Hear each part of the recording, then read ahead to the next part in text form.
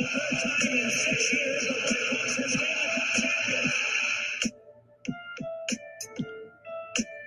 Sox fans have long been hearing the Boston Red Sox are world champions. This is going to be a tough play back because Squeeze makes the play. It's over. And the Cubs have fallen for the ball. 8-7-10. Welcome to Triple Shot Sports. I am your host, Brandon Combs. Man, I love hearing that call every time our opener comes up. That Cubs thing, man, just puts a smile on my face, gets me pumped up. I don't know about you, Soup Boss, but I get pumped up hearing about that. I thought you were going to be pumped for Mitch Trubisky brings them back in the fourth quarter. Yeah! 7-minute Mitch. You know what I actually love is getting the notification right on this computer that we got a show starting live. Want to know why? Because I subscribe to our show on YouTube. So it tells me when we're going live. So not only is it a simple click of the button, but you get notified when we go live. So if you're sitting on the John and you're realizing, Cleveland Browns versus Bengals, I might as well take a dump. You could be watching us and commenting at the same time if you subscribe to us on YouTube. All right. So I got to wait for Mitch Trubisky real fast. We've got a great show lined up for you. We are going to talk a whole lot of football. I got Bengals and Browns getting ready to kick off here in just a few minutes. Then you've got the NBA playoffs, Celtics and Go Green. Celtics were up by 7 last time I checked. And then we're going to talk a little bit about hockey playoffs, and we're going to talk a whole lot of NFL. We're going to give you our Week 2 predictions. We're also going to have Professor Leonard on with us. He's going to go head-to-head with me, going against the 3 games that we picked going against the spread. We'll have all that for you and more. But first, as always, we will start off with Shop Talk. Shop Talk presented by BigDogPoker.net. Use agent code GoCubsGo when you sign up with your $50 deposit. That's agent code GoCubsGo. BigDogPoker.net. All right, guys. So, Thursday Night Football. I hate Thursday Night Football. I'm on the record saying I hate Thursday Night Football. And this is why. We did Bengals and Browns. We didn't get sports. But we didn't get sports for so long, and we're still not getting football tonight. Depressed. We're so depressed without having it. Aren't you? You showed just the exact American side of why the rest of the world hates us. We need everything to be the best. We had no sports. We were like, I would watch anything right now. I would watch Browns and Bengals right now. And we're 2 weeks in the NFL season. It's like, well, this is crap. I don't want to watch this crap. We had sports ripped from us, man. We'd watch anything. Yeah, no. Anything except Bengals and Browns. Hey, there are some big storylines, though. I mean, you've got the fact that Baker Mayfield, this is it. I said it last year. He's going to have a bad year, and he did. I should have doubled enough to – okay, there you go, Allen. Keep him going. Go Cardinals. Peterson's coming by on his bye week, Allen. He's not talking about football. Let's go C's. Hey, I called game 1 was the Heat. Game 2, I called the Celtics. So don't ask me my prediction for the series, though, Celtics Nation. But Baker Mayfield, I brought something up on Sports Soup, and you actually talked about it last show.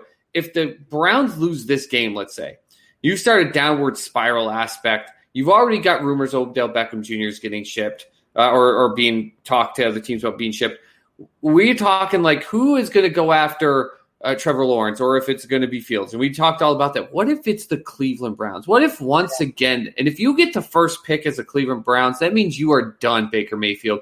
And you have the number 1 pick coming in this year. Baker has to win this game. I've never, ever. Mixon, Green, OBJ, Landry, Boyd. Those are fantasy players, so that's why you will watch. What's up, fuckers? Yeah, what's going watch. On, Jared? Look, I sit my guys on Thursday nights. I've got Chubb, and I sat Chubb tonight. I don't like my guys playing on Thursday night. I just don't, especially after playing on Sunday. I hope Chubb gets 3 touchdowns. He will, because I sat him. That's right. We had a guy, Bjorn, who joined us last week. He asked on Sports Soup, who would he start? He's got the Giants wide receiver there. Can't think of his name off the top of my head. And then he's got Anthony Miller from the Bears. And he said, who do I start this weekend? I said, well, it's really a toss-up with the quarterbacks that got thrown to him. But no matter what, whoever you sit, the other one is sure to go. It's going to go off. 130 with 2 touchdowns. That's what's going to happen. You could even be committed to that pick, and then a minute before have your spouse go into your laptop and switch it on you without you knowing, and it would still work in reverse. Enjoy that. Right? Look, I'm not so sure that that's going to be regret, Jared. I'm really not. I liked Cleveland. Prior to what I saw against Baltimore, I really thought they were going to give Baltimore more of a test. Maybe it was just an aberration. Maybe Baltimore is just really that good, which, I mean, I'm high on Baltimore. I have them in the Super Bowl. So maybe that was the reason they didn't perform very well. But, man, they disappoint me last week. Jared Combs will fight you, okay? Don't get him going. He'll fight you. Yeah, I might. Celtics are up big time right now, 15, but I refuse to – Morning, gentlemen. Well, good evening, sir. I guess. Good morning Love to you, you buddy. too, sir. Love Thank you, you buddy. for continuing to serve your country. He sent me something today. My superhuman, that kid, the wrestling kid that does the stupid things in his backyard. Yeah, he sent me a picture today, and I can't. It's not safe for work. But he sent me a picture, which is his next stunt, and let's just say it's him jumping off the trampoline with his butt down and.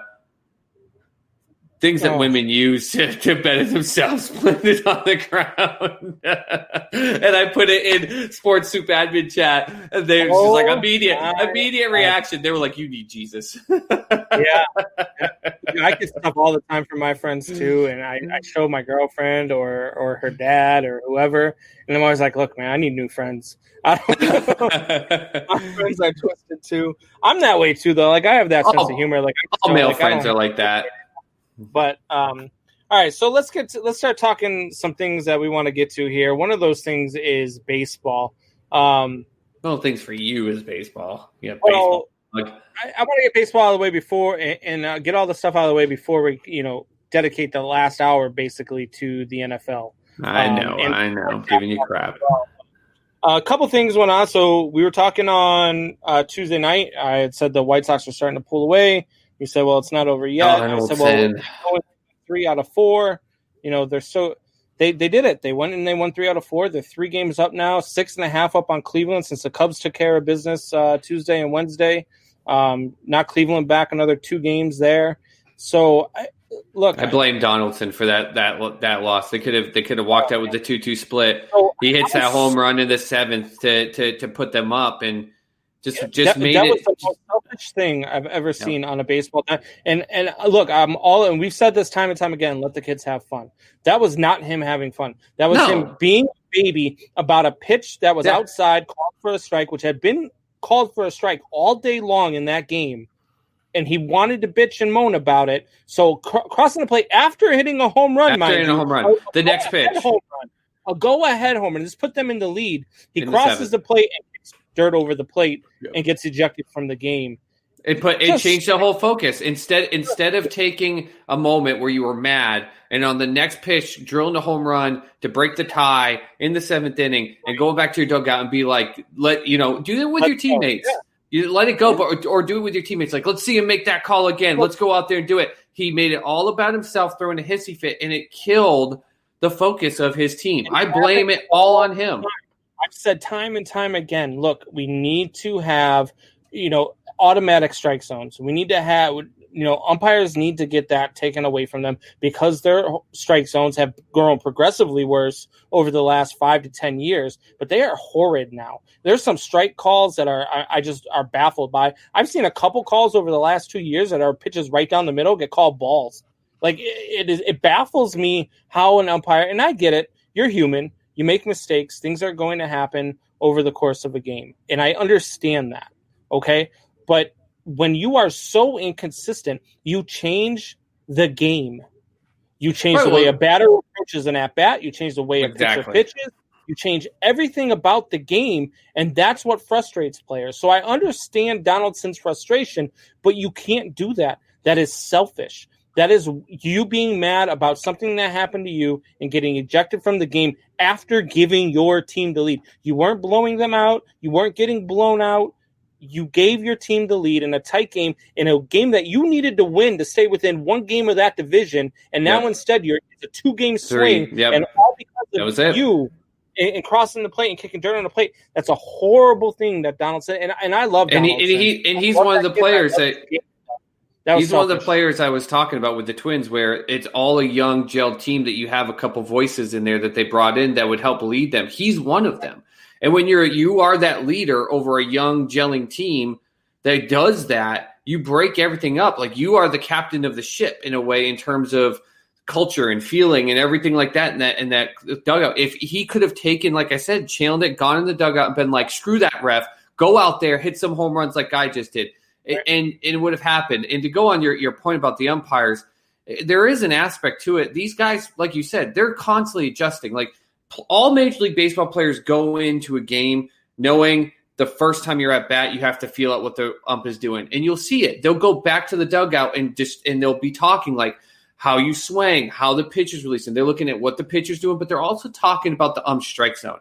Listen, down and away on that, on the righties, he's going to call it. He's going to call it. So take your feet and go, and you'll see them talking about it. So when you all of a sudden call a ball you've been calling a ball, a strike, that's why they get mad. But it doesn't matter. At the end of the day, the next pitch you jacked for a home run. That was your statement.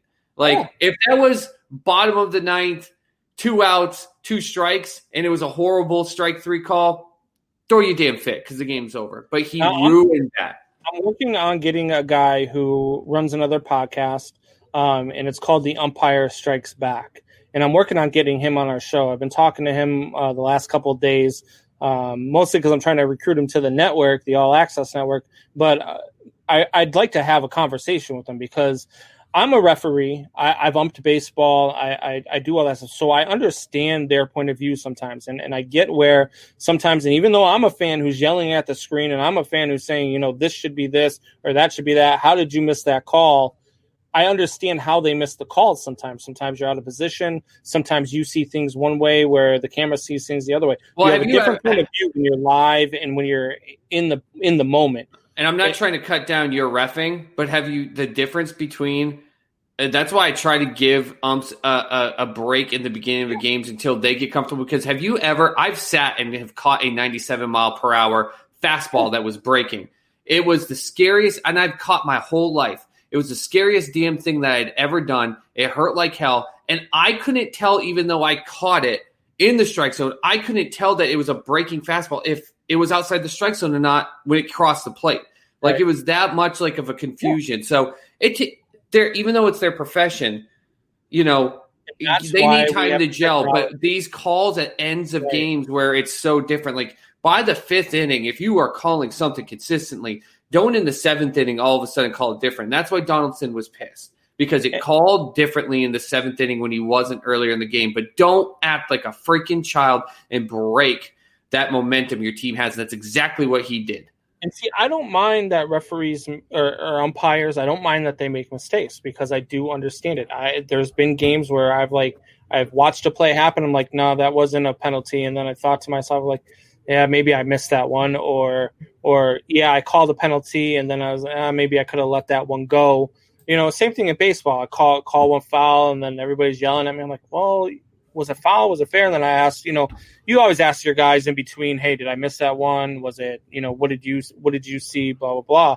Yeah. But the things that bother me for baseball, and this isn't the umpire's fault. This is Major League Baseball's fault.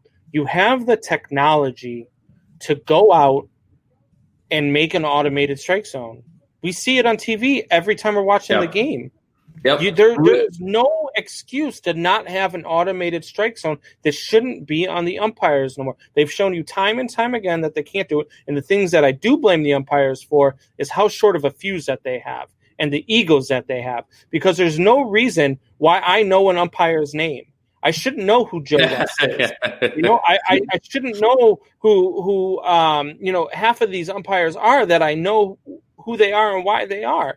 You look at the guy now. His name's going to escape. Who was it? Who was it? Rocco? Who was the guy that would like wait and was it his name like Rocco or something? Like he made calling a strike a show for attention on him. More than the fact that he would start to twist his body sometimes before a ball got to the glove. Like, come on, man. Don't make it about you in that aspect. Yeah. No, and then you got guys like him. You've got guys like Rob Drake, guys that I shouldn't know their names. Dan Iasonia, Ted Barrett. Then there's the guy who was the one. He's still right, and he's the god. He is the worst umpire I have ever seen, and if I ever got to talk to him, I would tell him to his face that he is the worst umpire I've ever seen, whether he's behind the plate or whether he's in the field. But he's also the one that last out first base no, in Detroit. Oh, the one who sued Major League Baseball because he didn't get to play, he didn't get to ump in the playoffs, and he said it was because he was Hispanic. I don't know. So now we get a lot of crap like that for my brain. So I don't know it because once I hear that crap, I just kind of block it out from my brain. And it was just he's still the worst. But now he gets to do playoff games because he has a lawsuit. Angel Hernandez, that's his name. But Angel Hernandez is the worst, and he's got the shortest fuse ever. Joe West lost me, and I liked Joe West a lot. But Joe West lost me when he had the whole Big Papi debacle, where he made 2 strike calls that were at Papi's ankles. Papi was mad, looked at him a little bit, and then walked away. And then Papi's in the dugout. He did the opposite thing of what Donaldson did. He stared at Papi all the way to the dugout, took off his mask, and stared at him. Then Papi got in the dugout and tossed his helmet, and then he tossed Papi. And then when Papi came out to start yelling at him, he smiles in Papi's face like an arrogant son of a. And that's when you look. You can't do that. That's not professionalism. And the fact that MLB didn't reprimand him for that, Major League umpires probably have the biggest egos and the worst tempers of all sports. What's crazy is that we talk about the egos of players, right? And baseball and hockey have probably 2 of the lowest, even though baseball still gets it where you can sit there and argue with them and stuff like that. But it amazes me in the league of the NBA, which have some of the biggest egos and probably the most egos out of all 4 major sports.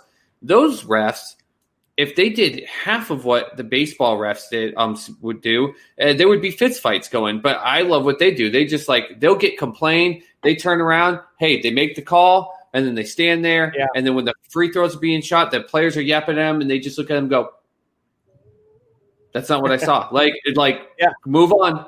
That's not what I saw. They don't get into it. They don't make it about them in any way, shape, or form. That's why you don't know. I know you're not a basketball fan, but there's how many times have you heard in the NBA, what a terrible call. He wasn't even touched, this or that. And yet you barely know the names of any of the NBA refs. Right. You know the MLB umpires, though, for the examples that you made. They make it about them. But no, NHL they need to take that digital thing. We sit at home, like you said, we see it. The broadcasters call it based on every time an ump makes a call that's close. They're like, well, let's go to the digital thing. Well, if we're doing it on TV and the broadcasters are doing it, and it's what baseball is saying, this is what we see, then what the hell are we doing with umpires behind the plate? I couldn't tell you one NBA referee's name. I couldn't tell you one NHL referee's name. And I only know one NFL referee's name, and that's because he's freaking got biceps bigger than my face, and that's Ed Hockley. He doesn't ref anymore. Oh, well, see, there you go. I didn't even – that's what I'm trying to get at. He retired 2 years ago, yeah. I know all these names of MLB umpires, and I shouldn't. Even though I watch the game so much, I've never once gone to a game like, man, I hope Angel Hernandez is umping. Man, I hope I get to see Joe West today. That's just not – nobody cares. Nobody knows who the umpires' names are until they're announced at the beginning of the game. And it's the only time you should ever hear it, and that's when you're ignoring it anyway. So I remember going to a game at Fenway, and we were in center field. I love going to center field. It's cheaper, especially in Boston, but you get the craziest fans, right? And we got those tickets and everything, and my wife was there just being supportive, and she started to get bored. She brought a book, whatever. Okay. Yeah. But she's sitting there, and then we got an opportunity to go. There was mist and everything, and some people left, and we were like, fuck it. Well, unless someone kicks us out, we'll go move up closer. So we got down towards the third baseline on the left field side, so we're closer. We're watching, and this ump was just being a jackass and everything. I don't even remember the name, but she even started peeking down from her book, and she was like, "Okay, I know baseball just enough to know that those are real bad calls. Why is he being a jerk? Why is he staring down the batters? So you have someone that's not even interested in the game, and she was like, why is it a jerk? She'll watch a basketball game." and be fully committed into it, but she's never said, why is that? She might say that's a bad call, but not why is that being a jerk? Why is he that's the thing. When being you go rude? to the NFL, you get to the Super Bowl. You go to the NHL, you get to the Stanley Cup Finals. NBA, you get to the NBA Finals. Until that point, once you hear they're like, oh, these are the referees for this series or for this game, they were the best, in the league this year. They were voted on as the best by the players. So that's why they're umping this series or reffing this game or reffing this series. That's the only time you should be like, oh, wow, all right, cool. These guys do a good job. Good for them. Good for them. Yeah, that should be it. That's it. There should be no other time that you know the name of a damn referee. It's just stop. The MLB is horrible. They need it. And I've said this for years. I get it all the time in my Facebook memories all the time. 8 years ago, the MLB needs to step in and do something about their umps. 6 years ago, MLB really needs to do something about their umpires. They're out of control. They've needed to do something for so long, and they don't. And I don't understand it because there are so many guys umping college, umping high school that aren't never going to get the chance, and they're way better and would do a much better job than these guys. Because they don't want their names known. I don't want, when I get to a high school game, unless it's my alma mater, I don't want the coach to know who I am. That's not a thing that I want. Well, you're acting like it. You don't understand why baseball doesn't do anything differently. But what have we already talked about multiple times in the show? Baseball is hurting because they don't ever want to change. They give us on behind the TV the technology change. They don't want to do it on the field. They don't want to do anything to change this precious, the history. The writers get to write in and do their whole judgments thing instead of just calling it the way it should be. So you got guys like Barry Bonds in the Hall of Fame that should be. They're going to have this thing with the umps because that's the history in the class. Like until baseball itself goes, we are moving into 2020. We're going to try to go ahead of the rest of the leagues. In fact, we're going to try to get into 2030. We're going to try to go advance. Until they do that, is there an umpires Hall of Fame? Well, probably for baseball because we know their names. Yeah. They've got to move ahead, but they want to stay in the 1950s. Yeah, no, I completely agree. All right, so another thing on baseball is, and I put this on there for you to see, but not know what the hell I'm talking about. Maybe you do know what the hell I'm talking about. We talked when we made our predictions. I had Cubs and Angels. Angels was an awful pick, horrendous pick. They made me look absolutely unintelligent and like I've never watched a game of baseball in my life. And you had the Braves and the Twins. And I was like, wow, that would be an amazing World Series, man. That would be so fun because they're so young. They're so vibrant. They're just two teams that I would love to watch go at it for 7 games. So I agreed with you. I thought that would be, even if you were correct, I thought it would be an amazing World Series. But over the course of this season, another one has developed. And there's another World Series that I think, if it happens, would be phenomenal. And I would watch every game of it, even though I wouldn't have a rooting interest. There's one team I say all the time I don't root for, but I don't hate. But if we have the White Sox and the Padres in the World Series, dude, how fun would it be to watch those two teams go at it? What are you laughing about? This is the beginning. I call it all. I've been calling it since that. You make pretend. It's the Chicago Homer thing. That's not your team, but man, you would root for the White Sox. You'd want them in. I would not root for the White Sox. I called it. I would never, ever root for the White Sox. So you can stop that right now. I do not want – but if they went to the World Series, tell me that the White Sox and Padres wouldn't be probably one of the more entertaining World Series. I'd prefer the World Series of the Padres and Astros. And for the reasons of where I think it would help baseball. Astros, but hear are they me out. going to make the playoffs? Yeah, they are. They're second in their division. But hear me out. You have the Padres, who we've talked about, is this exciting team that got people in baseball in love with Tatis and the excitement of that team, and people are pumped, and it's something new, it's something fresh, and the amount of people that were pissed at baseball that this kid got railed on for swinging at a 3-0 pitch was amazing. Like I couldn't believe how many people are like, yeah, I'm an older fan and I'm tired of unwritten rules too. Let these kids have fun. You have so many people that are mad at baseball because of the Astros and everything that happened. Imagine the new, young, exciting team versus the bad guys. This is WWE writing for you, Combs. The guys that everyone loved to hate. It's the evil empire, but actually in true hatred, not just New Northeast hatred like us Boston fans and a couple other areas.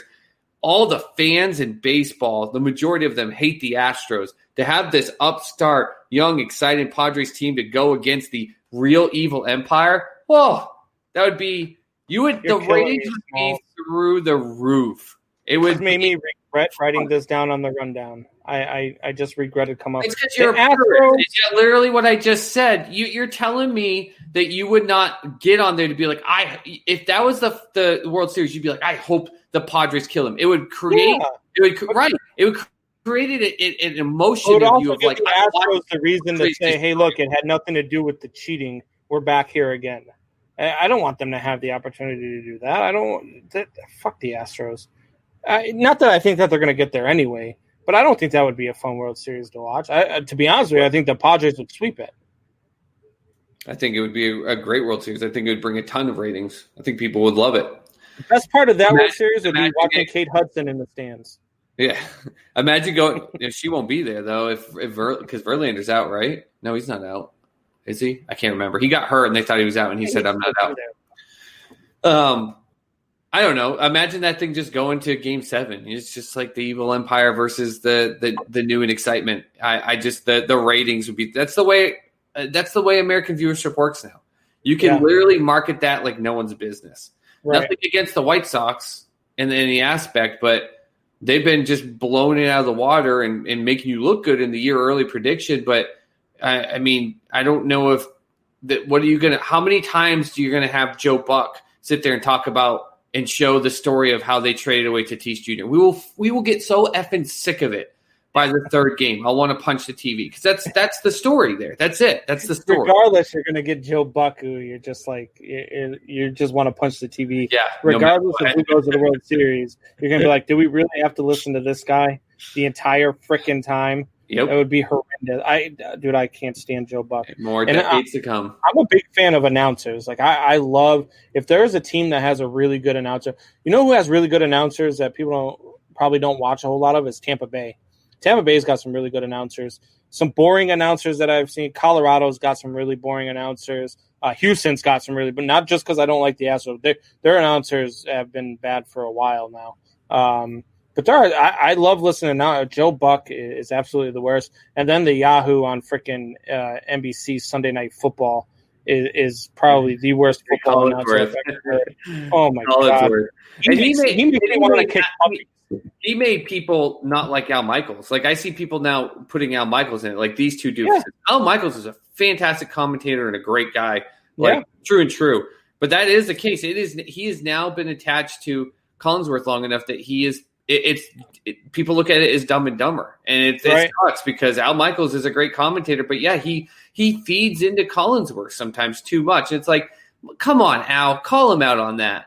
Tell him he's an idiot, but sometimes I was just like, you're just kind of like, yeah, I can see why you think that, Chris. No, be like, you're a fucking idiot. Yeah. Shut up. Come on, stop it. Yeah, Collinsworth is a clown.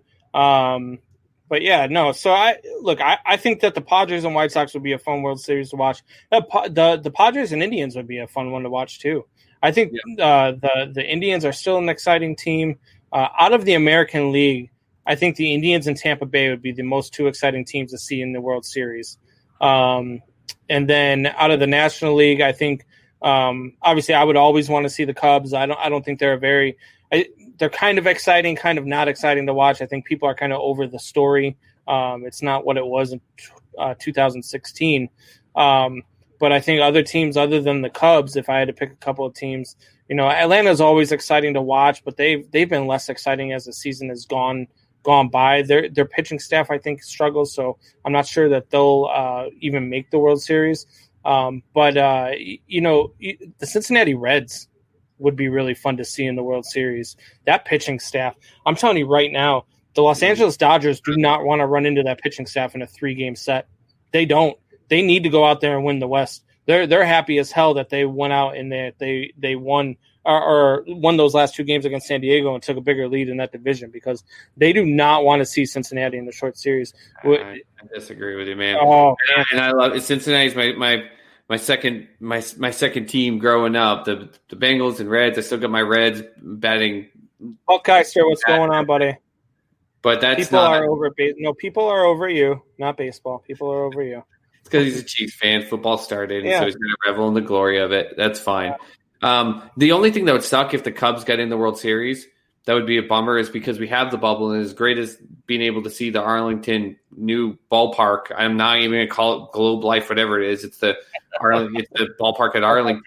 You wouldn't get to see Wrigley. That would be the bummer if the Cubs made it, because it's obviously such an amazing ballpark. That Fenway, some of the classics. Even you get into the point with Baltimore Camden Yards, even though Baltimore's not going to make it, but if you got teams like that have those amazing ballparks and you didn't get to see them for the World Series, fans or no fans, that would be a bummer in that aspect. So football is greater than base. Get out of here, man. I agree, Buckeyes. I agree. No, I agree. I think you guys both need to go and just take a time Baseball out. would be better if it decided to get out of the 1950s and it decided to stop being such blowhards. That the baseball had the chance with the Sosa McGuire thing to just come out and go, yeah, we knew it. It's okay. We're gonna put some stipulations on some stuff, but we want our Baseball will never do that. best thing. They would never do that. No, they threw their own players under the bus, and now those players aren't even getting in the Hall of Fame, and they stuck up stuffy writers. It's just they use them, and then we're like, oh no, we can't. There's no way we could let it be known. NFL and at least they're trying to do things to change stuff. NBA too. NBA became the number 2 league. I'm so tired of seeing the whining and stuff, but it's obvious that people love to watch the NBA for a lot of the reasons that Adam Silver's changed it. Joe Mixon is such an asshole for re-signing with his team. His O-line is so bad. It's bad.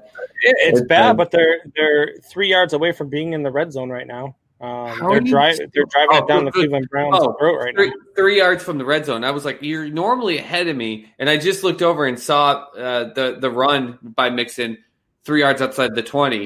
Yeah, I thought you were going to say 3 yards. Now they're down to the how 13. I'm going to spoil it for you right now. It was a nice pass by Burrow. Don't ruin it. It could be worse. I could be watching the Celtics game. Well, I am right here. I know, but I could be too. Yeah, no, don't. I could be like, people are wondering why Peter. People are wondering why I'm doing this. I've got the Celtics game right here, and I've got the Bengals game right here. But for some reason, on my Wi-Fi signal or something with what I record on, if I've got them close, Combs and I can hear it, and so you guys can probably hear it. It's like, so I got to keep them off a little bit. So I'm 7-inning games are greater than into doubleheaders. I actually don't mind it in doubleheaders. Okay, I always hate it, but I don't. Let me ask you this question then. So 7-inning games, which is still baseball, and it still is the same, right? You each get 7 innings. It's not like one team gets an advantage over the other, right? So how come that? And I don't know, maybe you agree with me. How come that is so much worse, is okay, but putting a man on second in extra innings is a bad thing when that's even? So here's why I don't like a man on second to start the 10th or the 11th. I don't like it because you're automatically putting a runner on second for both teams. So both teams. You just I don't know. To me, just do it and try to win the game in the course of the game. Then if you get to the 12th and things are just taking too long, sure, do whatever you got to do. Put a man on second, take a man out of the field if you want to. I don't like at that point the game needs to be over anyway because it's just taking too long. You're taking a chance of your guys getting hurt. You got a game tomorrow. Sometimes it's a getaway day, so you're playing till 1 or 2 o'clock in the morning. Then you got to play again at noon. But don't you think sometimes a 9-inning game, which can be like 3 hours and 20 minutes, is already too long? And if you've had 9 innings to go against each other to win it in nine innings, like what? Why not? Because you take pitching. It's like the NBA and the NHL. They don't do the same length additional quarter. They shorten it, and that's kind of what baseball is doing. Is they shorten it, and it's even. It changes the game. In a doubleheader, I don't mind it so much because you are playing 2 games in a day. 7 inning games makes so much sense. In a regular game, though, I don't like the idea of 9 innings. You know what I do like, and people you might like this idea too. The extra runner is the same thing to me. I think if you put the extra runner in the 12th inning, and then if you get out of the 12th inning and you're still tied, you put a runner on second and third in the 13th inning. And then if you're still tied after the 13th inning, you load them up. And you load them up every inning after that. I think that's just to get the games over with at that point. Because once you go 12, but you're saying then the regular game can be 11 innings. Like, I don't know. Like, if a 7-inning game is okay on an equal playing field, and you're going to end up putting in the gimmick stuff to get games over with anyways, why delay it 2 more innings after you've already played 9 innings? Like, what's the point of extending it? You've played 9 innings. What is the point of extending the parameters for 2 more innings before you start to throw gimmicks in? Like, if you're going to put the gimmicks in, do it once you go. I mean, like I said, NBA, 5-minute overtime. They don't do 12, 15-minute overtimes. Hockey, same thing. They don't, it's I don't know. I think that if people like 7 innings, because I've heard a lot of people like, hey, the 7-inning thing is actually pretty cool. Man, I can't stand that runner on second base. Well, they do it for both teams. I know. Well, they changed the game to be shorter, and you don't get to go through the lineup in the same amount, but it's even. Well, I don't mind the runner on second base in the 10. Like, I really don't. Like, it hasn't bothered me at all. I thought it would, but it hasn't. I actually don't mind it, especially I do think it favors other teams. Like you look at the Cubs, for example, last night.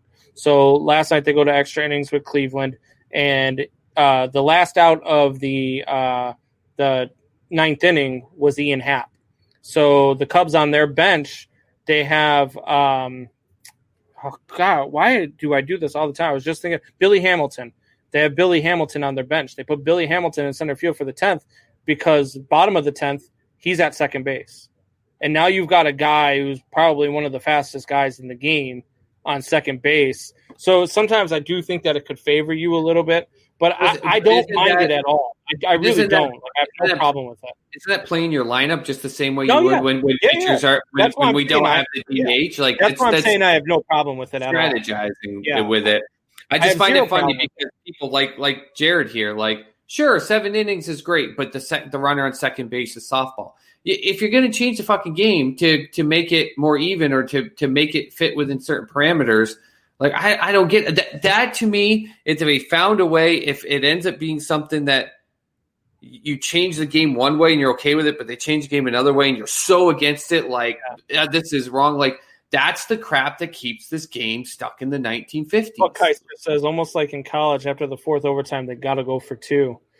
Yeah. And in college overtime, I like it. They both get the ball on a shorter field. They both get an even chance to do it. And like you said, Buckheister, if by the 4th overtime we're gonna make it go for 2, but even then they don't have them go to the 4th overtime having kickoffs and everything like that. You can get to a 4th overtime in about 5 minutes. It's amazing. I think the NFL should go to 1 possession per team before you go to sudden death. Regardless of whether or not the other team scores a touchdown or a field goal, the other team should get 1 possession. I think they do exactly what college does, but these are bigger players. I don't think 25-yard. I think you just stick them both at half field. Do the exact same thing that college does.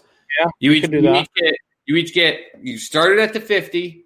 And you each get a chance to score, and you either are down on downs or you kick a field goal touchdown next team, and then we'll do it again because 50 yards in the NFL can go just as fast as 25 in college. Right. I think you do that. I've always been a pro for that. I think that would be great.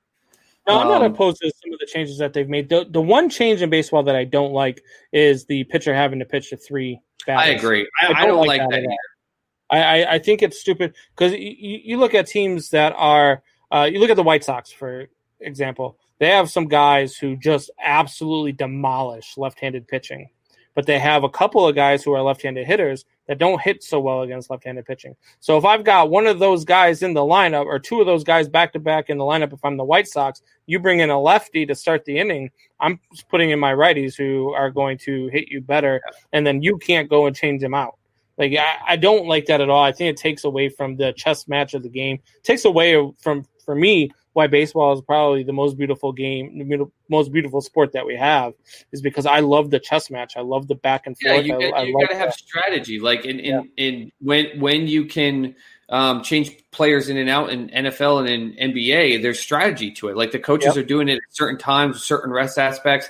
They're changing their formation and everything. It's the same thing. And when you pretty much are changing the pitcher to strategize, but your strategy is for that one. I get baseball saying like, well, we're trying to speed it up, but they've shown that changing 3 times versus keeping a pitcher in 3 times has not really done anything to the time. Like, and I think that you're not doing anything if a team wants to switch a pitcher out for one batter.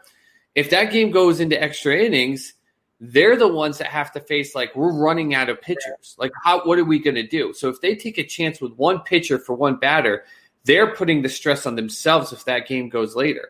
Right. You're just deepening the bench at that point by forcing them to go three batters every time. I agree with you. I don't actually like that rule. Right. It's not saying that I don't want change. Like, I just sat here and talked about the guy on second, but I agree with you. Why force a player to have to go and you know, that would be like having a field goal kicker in the NFL come in to kick a field goal, but then they have to also come in and play 2 offensive snaps. It's stupid. Right. All right, so let's get off of baseball, and because I could talk baseball all freaking day. Let's talk about some. So you got NBA, you got the Celtics and Heat going on. What's the score right now, Stu? 69-59. It's why I told you, even though they were up by 15, 16. Celtics are down? Celtics are up 10. And even though, like I told you, I didn't care how much of a lead. They're starting to lose the lead. The Heat are getting the ball back. They're shooting well. I told you, unless they're up by 45, there's the 2 games the Rockets demolished the Thunder are the only times in which the games were just out of reach. Well, no, don't count the Lakers. The Lakers have just been dominating. But outside of that, there's no lead safe in the NBA, which is good. Right. It makes it exciting. Yeah. Now, speaking of the Lakers, so the Heat and Celtics are about to play game 2, and the Lakers and Nuggets haven't even played game 1 yet. Yep, they play tomorrow night. So is that not an advantage for the Western Conference? Whoever wins, which is probably going to be the Lakers, but you can never count out the Nuggets, as we've seen. But whichever team comes out of the West, doesn't that benefit them? Because if the Lakers if the Celtics or the Heat win this thing in 5 or 6, they're sitting, because now by the time they're done in 5, the Lakers and the Nuggets have only played 3. Well, they're sitting, but to sitting give them rest. I mean, look at what the Heat did. The Heat sat forever waiting for the Celtics, and then they won game 1, even when they were down twice in the game and they came back. So some would say, no, you give them a chance to rest. To me, if this Eastern Conference series had gone to a 3rd game before we saw, I think it's getting too far. But the fact that this is game 2 and tomorrow will be game 1, one series has played 2 games, one played 1. Well, they had that in the last round. They had that in the last round. I can't remember what series it was, but I remember there was going to a game 3 in the Celtics series, I believe. Yeah, and the Western Conference was going to game 7 in their game 7, and it was like, what are we doing here? Yeah, that was, you and I talked about it. That was too lopsided. That's where it got too far. So in this aspect, I think it's okay. And we could sit here and talk about, hey, because you and I think kind of agree about the aspect, like once you're gelling and once you're going. That's why I think like Lamar Jackson last year was terrible in that game against the Titans, is because he was playing so good, and then they sat in week 17, and then he had a bye, and then he came out against a team of the Titans who were already playing and already moving, and they just looked like garbage. And Lamar, it took him until the second half when the game was out of reach to get himself going. I think that it happens in basketball too. But then, like I just said, the Heat sat there forever waiting for the Celtics. And then they came out and came back twice and had one of the best defensive plays in NBA history and won game 1. So some people would tell you, no, they need the rest. Some people like you and me say you don't want to lose the chemistry. Who knows? Sports science. We need. Yeah. So we talked the other day about the hockey playoffs, and we talked about how good the Tampa Bay Lightning were, and they're going to go out in the East, and they're going to go in, and they're going to have to play the Dallas Stars, and can the Dallas Stars beat the Tampa Bay Lightning? And then the New York Islanders said, "Hold up, We're What a still here. game. What They a went game. out and beat Tampa Bay in double overtime, correct? If I Yep. remember correctly. Yep. So they went out and beat Tampa Bay in double overtime to force Game 6. They're in Game 6 right now. At the end of one, they're tied 1-1. Yep. So, man, if the Islanders win Game 6, force Game 7, man. Yeah, I said Lightning in 6, but if the Islanders do it, does this benefit Dallas to sit? it's almost the same question in that aspect. Like, here's the one thing with Dallas. Here's the one thing though with Dallas where I think if this goes longer, it doesn't benefit them. Actually, is because Dallas has not been a team that we've seen in the playoffs in which that need of chemistry is always got in the end zone.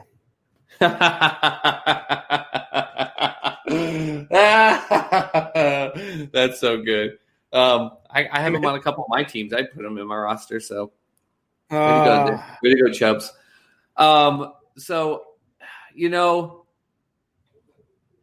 No, I said it backwards. I actually think it doesn't matter because if Dallas has just been this team that has been gelling just the right way to get there, where it's just like they're just unstoppable every single game.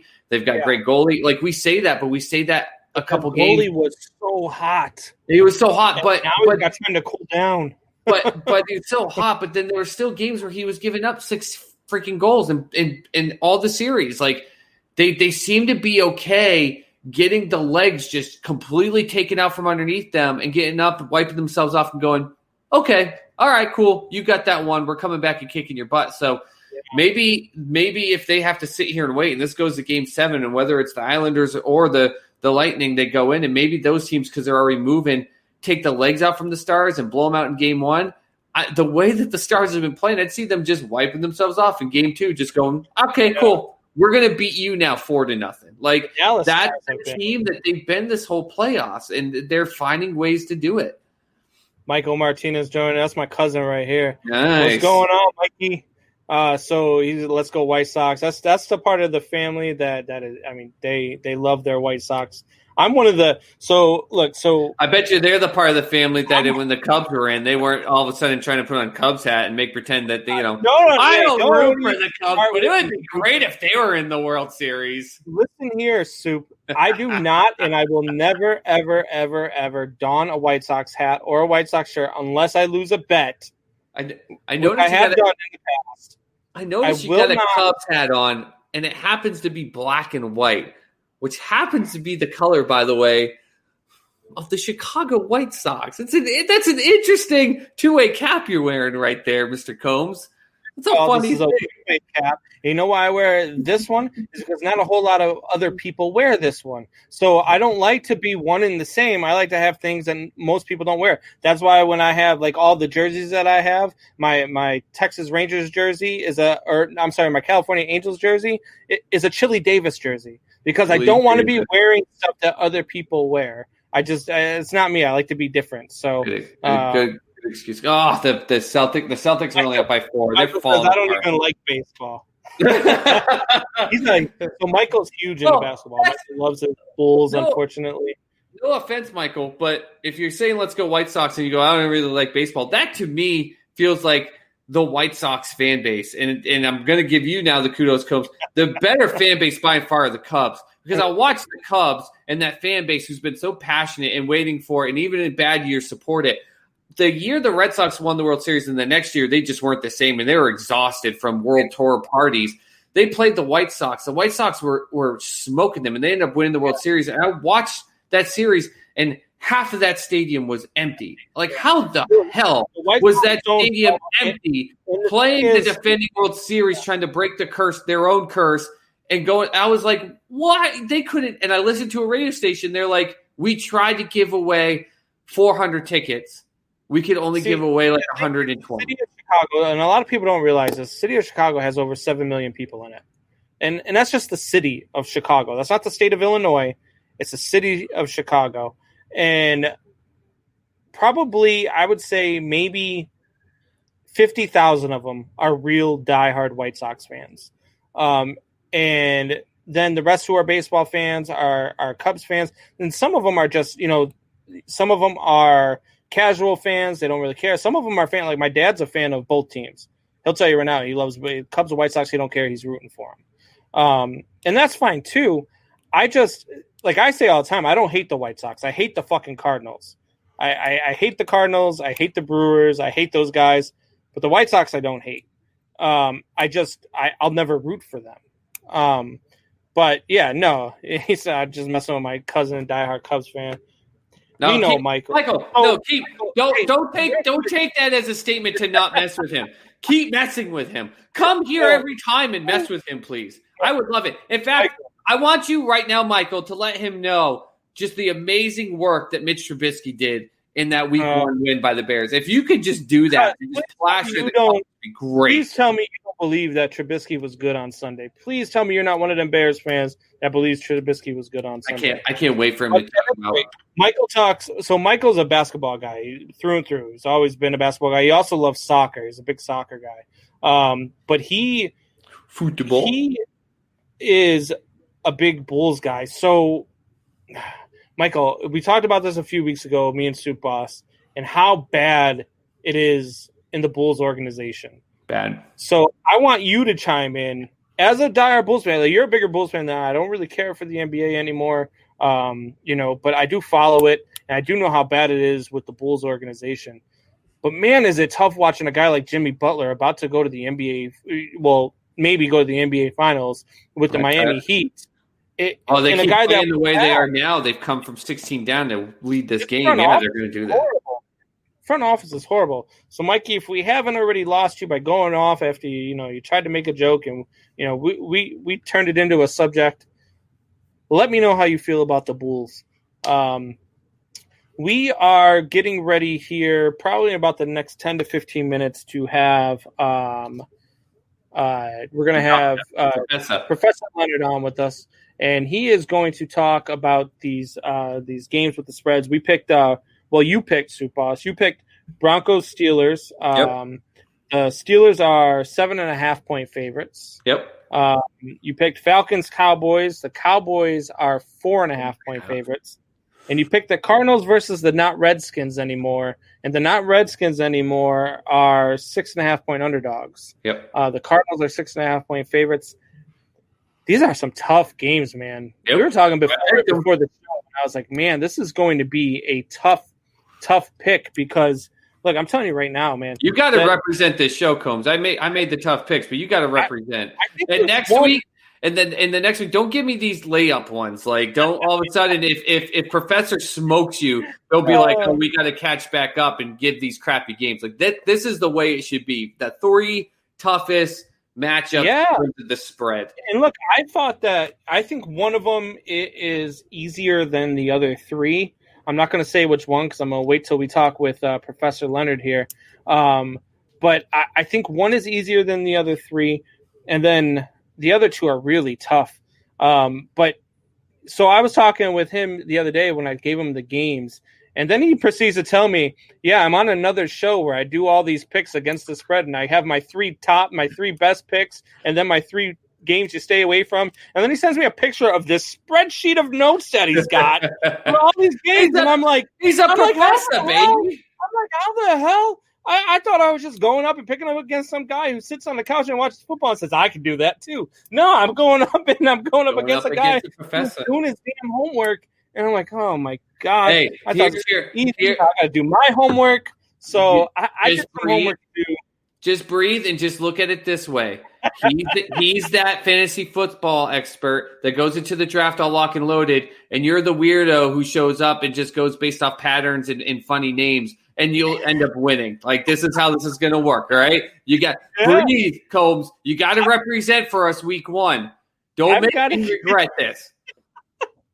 Hey, look, what I was thinking, too, with this, with Professor Leonard coming on, is maybe we'll alternate weeks. Maybe we'll have him on every Thursday, and we'll do this, and we'll alternate weeks. One week he'll go up against me, the next week he'll go up against you, and see who has a better record against Professor Leonard, who apparently is a freaking genius when it comes to picking against the spread, and he didn't give us that information before he decided to come on the show. His name is Professor. What do you think he's doing? Scratching his crotch and eating Cheetos on a beanbag chair? He's a professor. He doesn't work. He's also a Braves fan, by the way, so he's gonna love your pick of the Braves in the World Series. So we'll talk to him about that too. Michael chimes back in. Bulls. Hopefully, this is finally a true rebuild. Trubisky is hot garbage. Yes, yes. God. Look, I was on this guy on Sunday. I was so pissed, even after the win, because Trubisky went out and found a way to win that damn game, and he was hot garbage the entire damn time. The entire damn game, and he came back and found a way. It's almost like Tennessee with their damn kicker. Oh, you missed 4 field goals. Oh, you just won the game with a field goal. You're the greatest kicker ever. Kick for us next week. No, hey, hold on. Did you see my stat that I posted today about Steven Gostkowski? Trubisky. Oh, I thought you were talking about the Trubisky one. No, Gostkowski was the 5th most accurate kicker in the history of the NFL. The history of the NFL entering that game. That single game, horrible performance, dropped him to the 9th most accurate. He dropped 4 positions in that most accurate kicker in NFL history. That's how bad it was. Trubisky, you had put up the other one too. Trubisky was one of the top 3 quarterbacks in missed passes in 12, and he only had 16 incompletions, and 12 of them were just horrible misses. And even his completions were horrible misses. That was what I was getting at. The receivers were making plays. Touchdown pass, baby. We were on our way to taking over in week 2, and then Trubisky took our hearts again because now we have to suffer through another week of this asshole. Did you see that last touchdown pass? Oh, that thing was beautiful. Beautiful. We're going to take a quick break. We are going to listen to some Mises for a few minutes, and then we will get back, and we will have Professor Leonard here joining us on the show, giving us his picks. I'm going to destroy him with the picks this week. Don't mute your mic this time. Yeah. Good call last week. All right, so we'll be back here in about 90 seconds. Stay with us.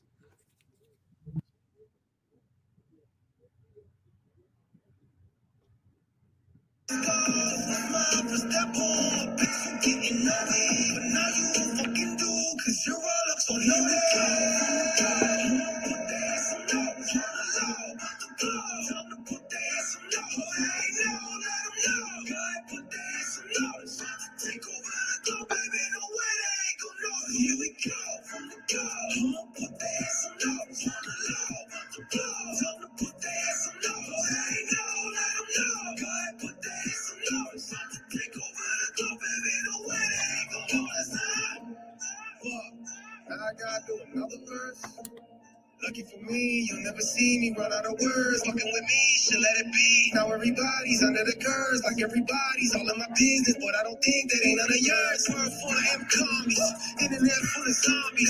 We don't know shit that burns lit, and tweeting thinking they got me.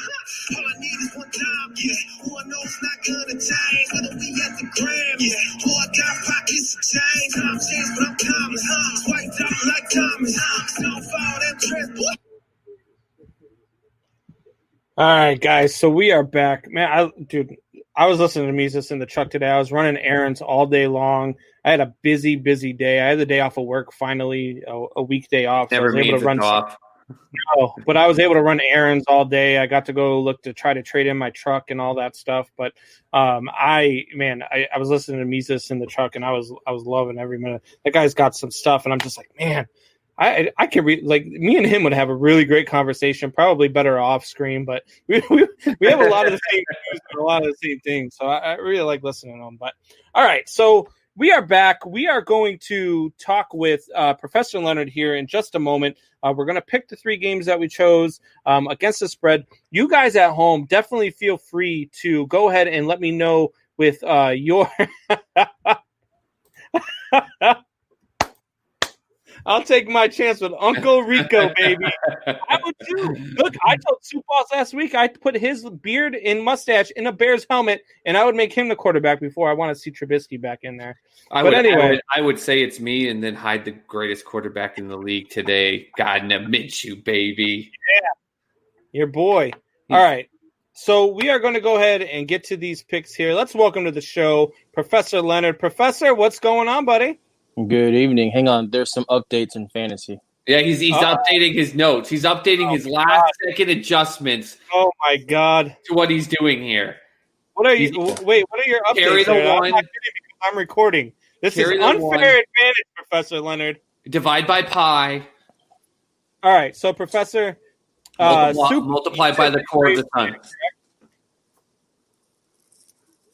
You with us? I can hear you now. Can you hear me? Yeah, I can. So you're a big Braves fan, right, Professor? Can't tell by the hat he's wearing. Yes, I am a Braves fan. Been a Braves fan since I was a kid when there was no baseball in Florida except for TBS. Perfect. So we had our preseason predictions and my preseason predictions, one of which looks okay so far. The other one looks like I've never watched a game of baseball in my life. I had the Cubs and the Angels in the World Series.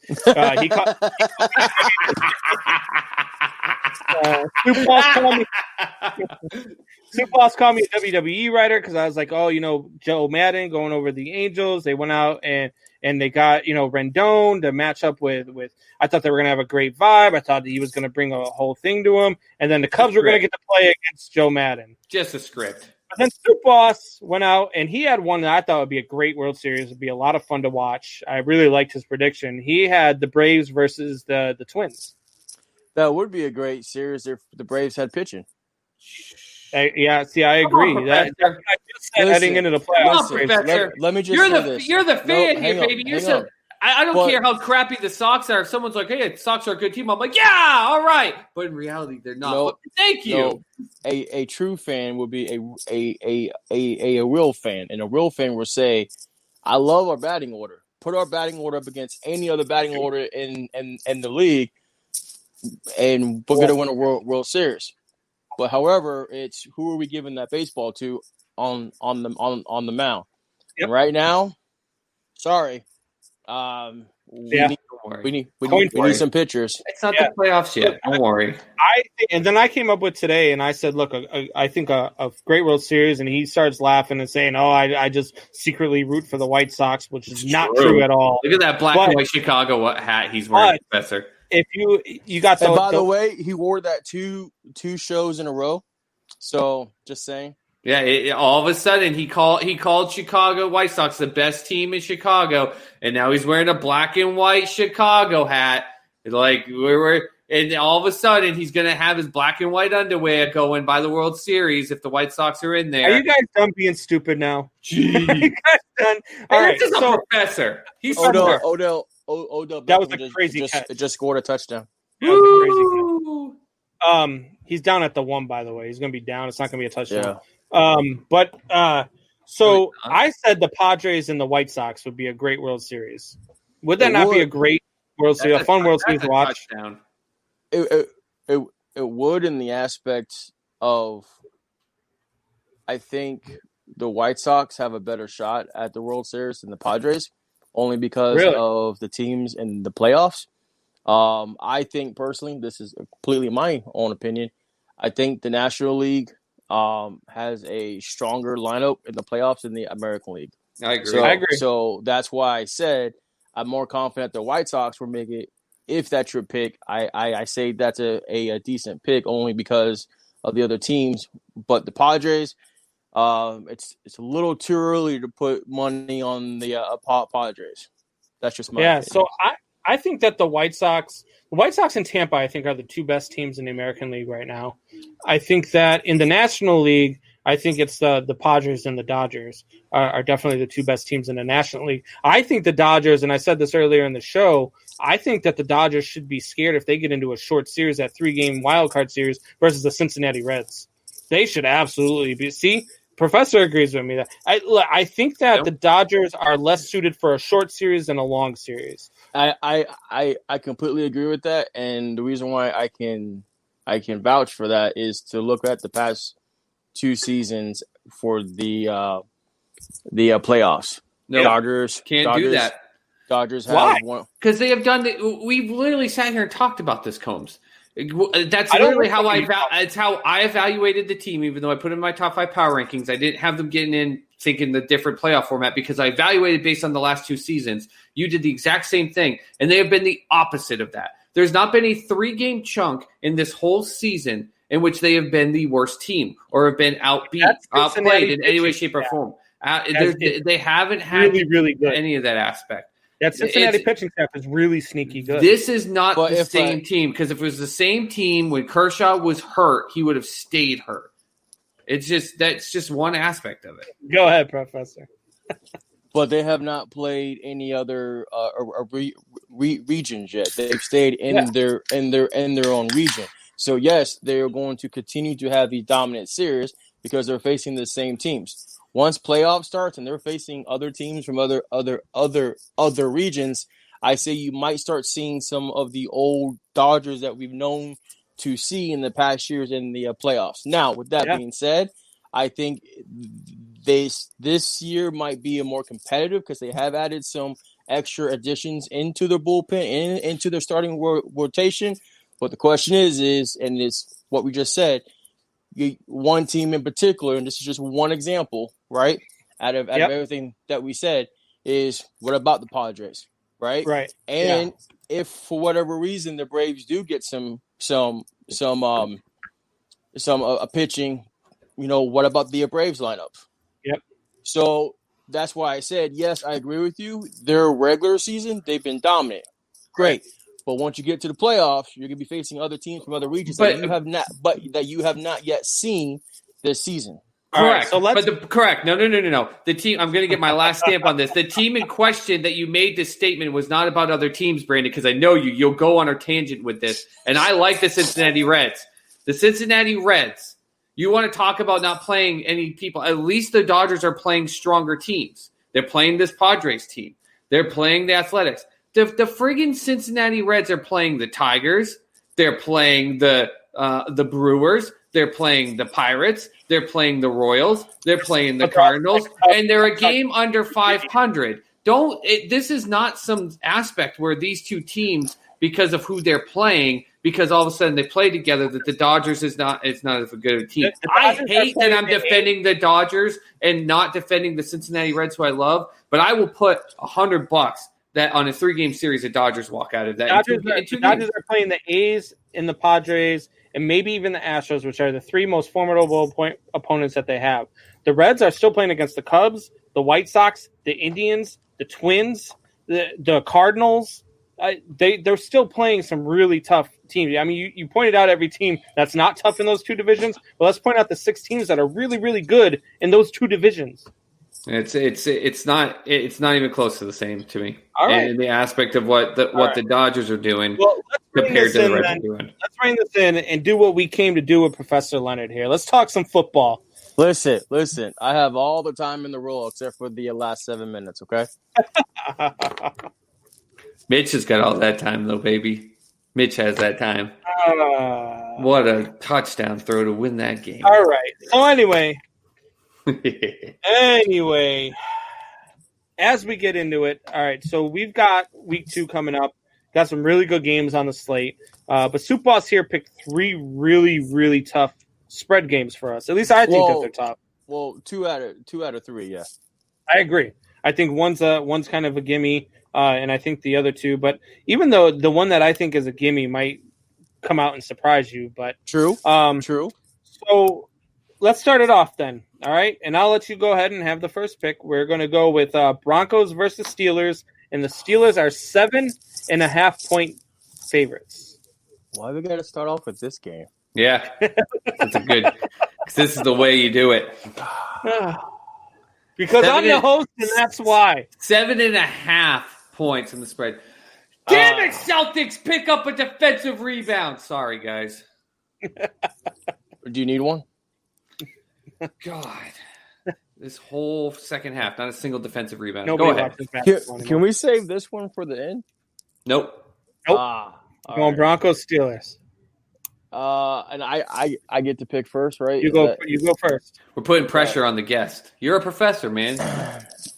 Pressure burst the pipe, right? All right, here we go. Well, let's see. Lindsey's still out or questionable. Cortland Sutton is questionable.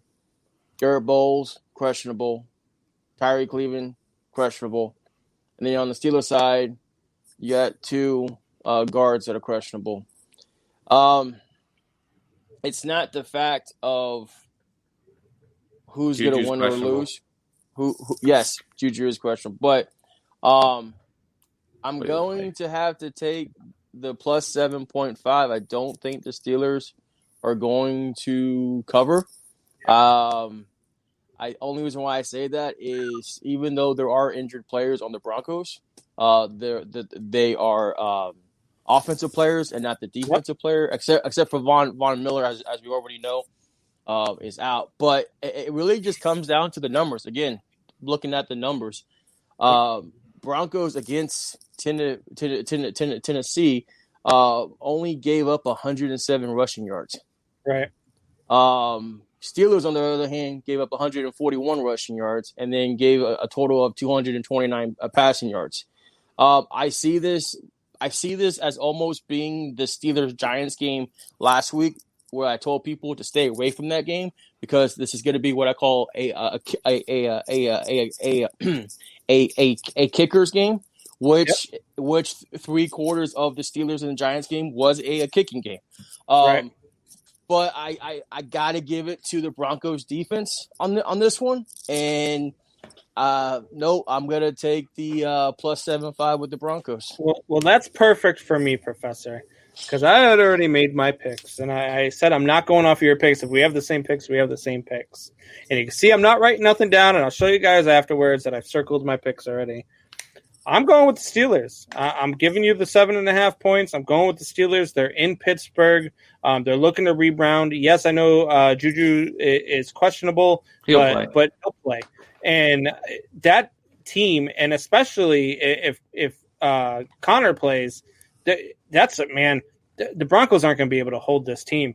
They're just not. You don't even need to worry about Connor. Snell showed himself formidable by and far. He's an option that, by the way, if you're in a deep fantasy league or semi-deep and you have no one's picked up Snell, go pick that man up. He is going to be something because Connor's going to have issues throughout the season. So I see the Steelers winning this one by probably 2 or 3 touchdowns.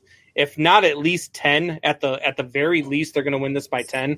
So I'm going with Steelers. This is actually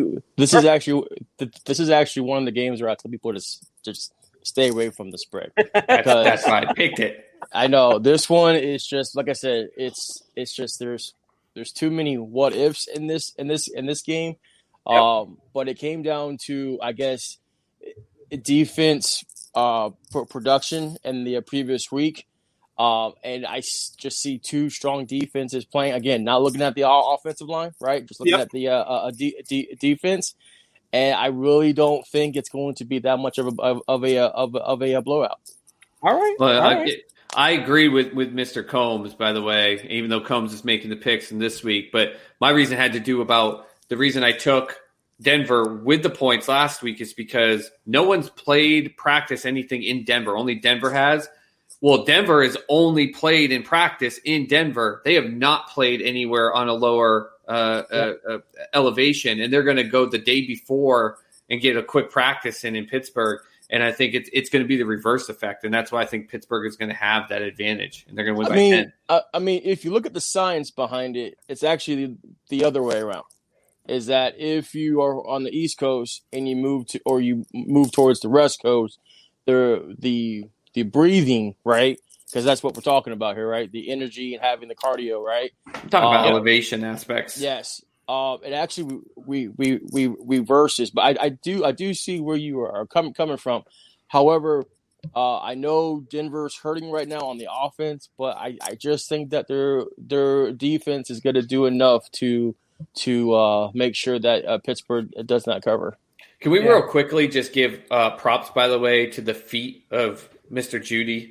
I said that he was the best route running wide receiver coming out of college in a long time. Holy cow, that boy's feet! He had corners that night. There goes Professor Leonard. Touchdown, Joe Burrow.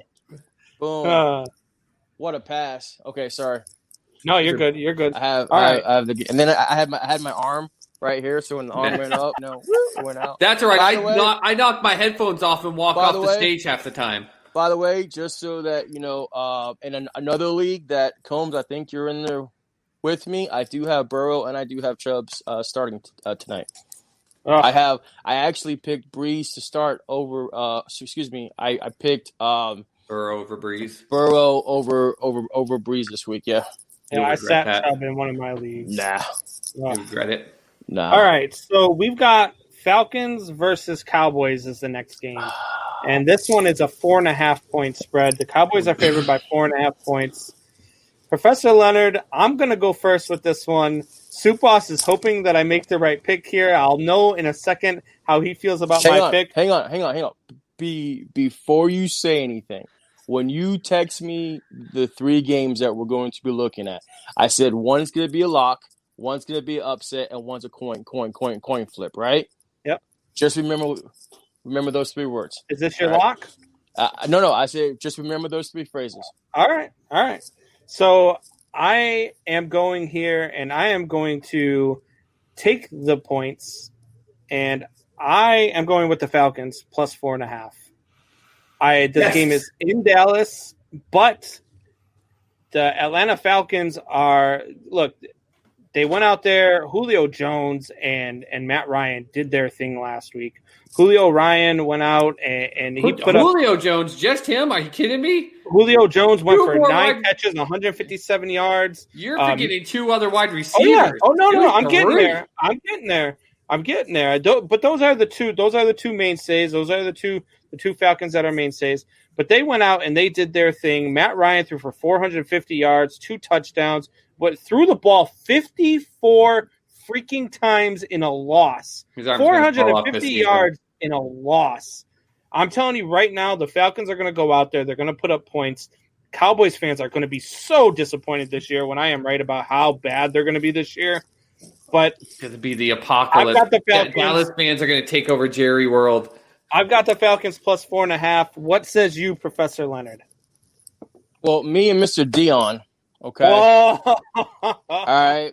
Me and Mr. Dion. Okay. Me and Mr. Dion says just slow down. Slow down. All right. Okay. All right. You guys have been slowing yourselves getting to the playoffs for 30 years.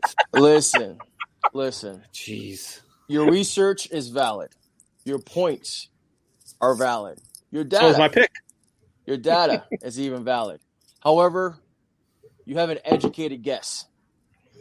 Okay? And in this educated guess, there is some give and there's some take. This game was my coin flip. It can go either way, in my opinion.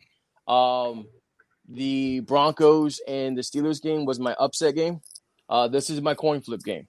I give you credit that you're giving it that, Professor, because when I put that on there and I talk to people at my work, I live in Oklahoma City, so near Dallas. So people are just sorry. Oh, I love this city, man. It's far away from Dallas that I don't have to worry about it. But people are like, oh, that's an easy one. That's an easy one. I'm like, this is not easy. This is not easy. It's not. However, I'm going to have to take the Cowboys on this one. I do think the Cowboys are going to cover. I like this because we're against each other in both games so far. If it was anything more than 6 points, right, then I would take the under. However, 4.5 points. You got Zeke, you got Dak, you got guys that played their. Again, we can all agree the first week of football was the preseason football. You're actually playing a live game. However, they're going back to Cowboys Stadium, and I'm going to have to take the Cowboys on this one. I'm going to give you guys a surprise, even though the Falcons' defense is absolute garbage and trash. I think they're going to be able to light it up on offense enough that I'm actually – the upset of the week is going to be straight pick Falcons, and I think the Cowboys are going to go 0-2. I thought that your coin flip was going to be Broncos Steelers and that your lock was Falcons Cowboys. Yeah. No, Broncos are going to be my upset with preventing the Steelers from covering. So he's got a lock in this last one. Yeah. I don't know. You brought in a helmet, so I want to bring in one here. Oh, do you want to do helmet checks? Wait a minute. What type of show is this, guys? What are we doing? All right. You don't want to see last my helmet check. Is the Arizona Cardinals versus the Washington not Redskins anymore. So unfortunately, hang on. Who's going first? You're going first with this one. Here's my helmet check, guys. So- Mr. Potato Head. So unfortunately, we're not going to see this logo on the I'm offended. Put that away. We will not see this logo on the field, but we will be seeing that player on the field, Mr. Drain Haskins. However, Halftime speech, Mr. Haskins, by the way. well, he better give 2 halftime speeches this time around because I have the Cardinals. All right. So you are taking the 6.5, or giving the 6.5 points, and you are going with the Cardinals. Man, I love this because we are against each other in all 3. Way to go, Cole. Going with the Way to not go, Redskins Cole. anymore. Do I it. am taking the 6.5 points. This Washington Redskins team went out, and they were just getting dismantled in the first half. It wasn't even close. I looked at the score, and I was like, yeah, that game's over. I didn't look at the score again until Soup Boss texted me and said, hey, the Redskins just tied it up. I said, yeah, right. Are you joking? And I looked at the score, and I said, you got to be kidding me. This team is on that D line. oh, my God. I couldn't believe it. Oh, That D-line went out and had 8 sacks. 8 sacks. they weren't just 8 sacks where they got to Wentz. They were 8 sacks in which the Eagles' offensive line, though not one of the best offensive lines in the game, were on their back. They were calling up. There's a picture of Carson Wentz being raped by 4 Redskins defensive players while the offensive line stares. I think this Cardinals win the game straight up. I think they win it by 3. I do not. I think the 6.5 points is a lot of points to give up in this game. I still think the Cardinals win. 6.5 points. Yep, I think the Cardinals win, but good job, Combs. I didn't have to get mad at you once. Our football picks know? are right on lately. All the way through our division picks, me and Supos have agreed scarily a lot on football. It's scary. Go ahead. Go ahead, Professor. Well, you didn't let me explain. You just kind of like jumped right over me and just went in. That's what it's like going on the show with the two boss. Have That's you how not we watched do it. the show? Professor, just Joe, shut up! I don't know. So the deciding factor in each game I have for the Washington football team. There you go, against Arizona Cardinals. Bob's, by the way. You had Washington that gave up a total of 327 total yards for the game. 270 of those yards were passing, compared to the 57 yards that was for the running. Mm-hmm. Yep. Cardinals have a strong passing game. They have a very strong passing game. That is why I believe that when it comes down to it, there's going to be a touchdown in the end zone, and it's going to be a touchdown that's going to separate the score in this game. All right. Well, I guess we will see. We will see who is right. And so we are going to have you back on Sunday night. Can you do Sunday night? Sure. Hang on 1 second. He's got to make sure those Funko Pops aren't falling off his Oh, you like my Funko Pops? Funko Pops, Gotcha. baby. All right. Gotcha. So Sunday night, all these games will be over by the time we come on the air, Okay. and we can, we'll have whoever's on. If I don't know how do you want to do this, man? We both got a lot of signed autograph memorabilia. Do you want to put a piece up? Oh, we going that level. If we're going that level, can if you want. I would have. I thought this was going to be like a season-long thing. You just Yeah. Combs, what the hell is the matter with you? All right, you I'm wanna never do- going to remember, Vegas with listen, you ever. listen, You go listen. like one small thing, and then you're like, "Fucking, let's go 300 times bigger!" Like out of nowhere. This was supposed to be a season-long thing. Listen, In a nickel, I put in 300. Jeez. listen. He is the gentleman that would bet $1,000 on a blackjack, hit the blackjack, double his money, and then say, "No, let's do it again." Okay, Yeah. and then roll up a 16. Okay, The memorabilia for the YouTube subscribers went from 1 to 3 to 5 to 10 in the matter of a And week. now we're taking. Hey, we got to get subscribers, and I mean, It's your money. It's your stuff. I don't care. But I'm never going to Vegas with you. 17 to 55. So it did work. But we are taking stuff away every week. Hopefully, we get to that 100 subscribers. But regardless of, we'll make it a year-long thing, and then we'll figure out something to do, whether it's a punishment for the loser or whatever. We'll figure something out. But we'll make it a year-long thing with you. okay. Is that the only 3 games that you want to talk about? No, I want to know. I want to know what your 3 give me's are. So let's make the audience some money.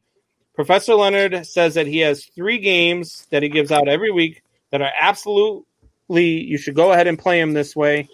So hey, if you're on FanDuel as such as I am or Soup Boss is, take these notes down, see what you think, put some money on it. If he wins you some money, let us know. Okay, remember these are just my opinion. So just saying. Yep. You're going by yourself. Go ahead. He's putting his legal counsel in front of There him now. you go. There you go. Right. Actually, one of my picks is actually playing right now. I actually took the Browns. Excuse me, I took the Bengals. Right. I don't think that the Browns are going to cover. Okay. So that is one of the game. The other one was the Arizona Cardinals. That I've already mentioned too. Believe it or not, I had a hard time this week coming up with a third game. Right. So looking at this, the way that it's designed with the spread, right? The spread is saying that the visiting teams are going to lose more than the home teams, right? However, when I looked through the list, I looked at it. I said, okay, I got the Bengals as a lock, right? I got the Cardinals as a lock. If I had to pick a third one, who is going to be my third one? And you're going to laugh when you say this, but I'm actually taking the Colts over the Vikings. Oh my God! Yes, yep, that is going to be my third pick. All right. The plan in Indy. As long Do as not bet these games. Do not bet. Here's your legal counsel. Do not bet these games. The Colts? We have been. Have you watched our show, Professor Leonard? Did you see how much we were down on the Indianapolis Colts? Mm-hmm. Why would you think the Colts are going to compete with the Minnesota Vikings? 2 words. Soup Boss, mute your mic before you explode. Go ahead. 2 words. Yep. Less evil. And what I mean by less evil, I have more faith in the Colts winning this game than I have the Vikings winning this game. The Vikings versus the Packers last week, I even said I had the They put Vikings up 34 on the Packers.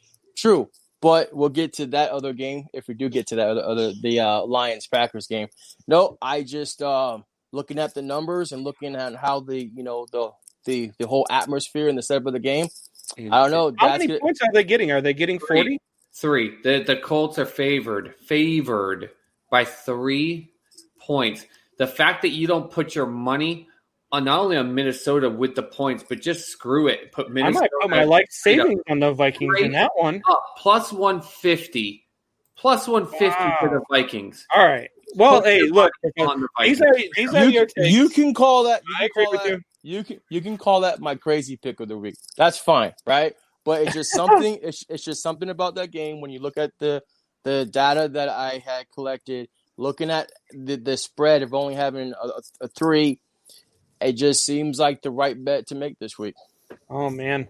All right, so let me ask you that: how much were the Browns favored by? 6. Browns were favored by. All right, so they're up 4. So right now you're winning that, winning that bet. But all right, man, I might have gone with you on the Bengals.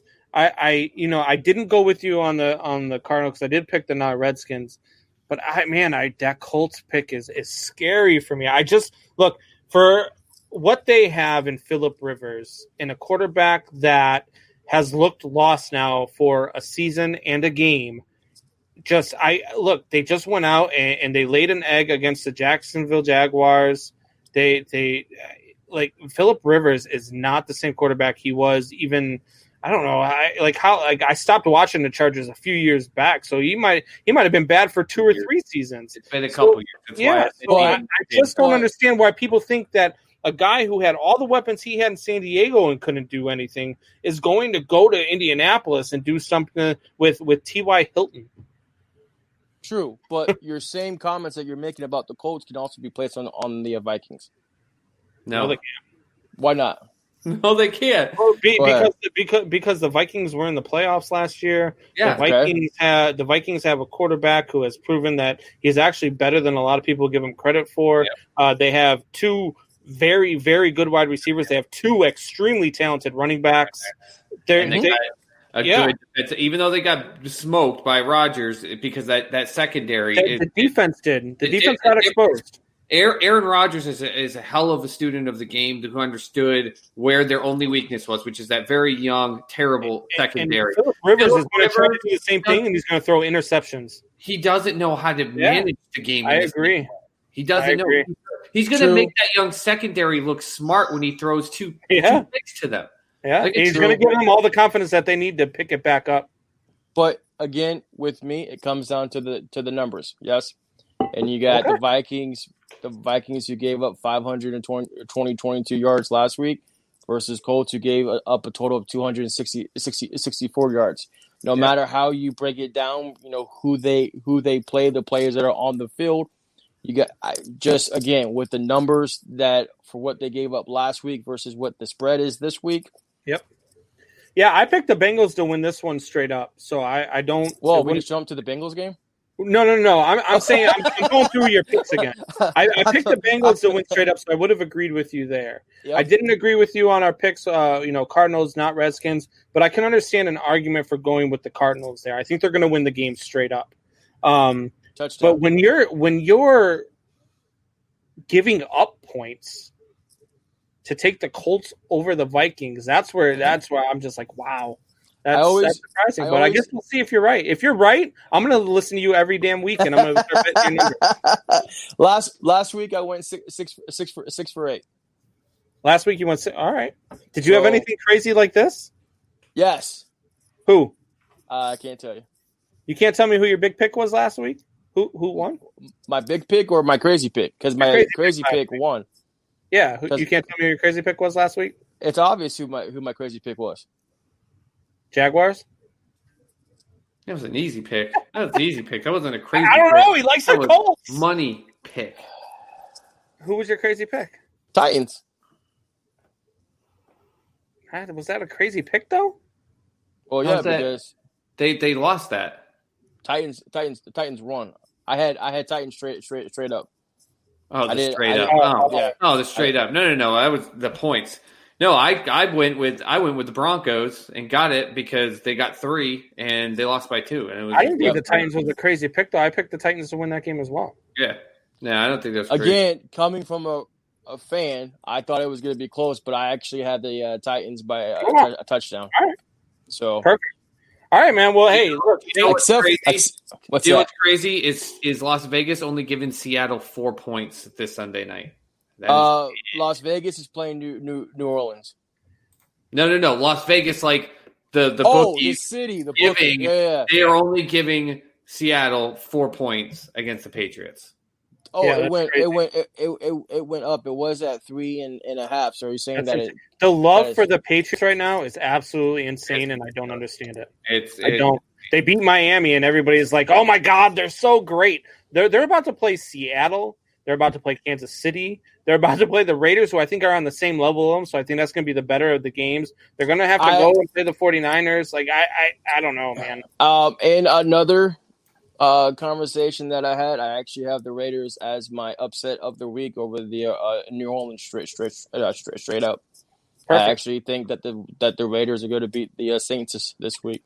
All right, Professor Leonard, do you have any other things that you could tell these guys, like where to catch you on? Do you have any shows you want to promote, anything like that? No?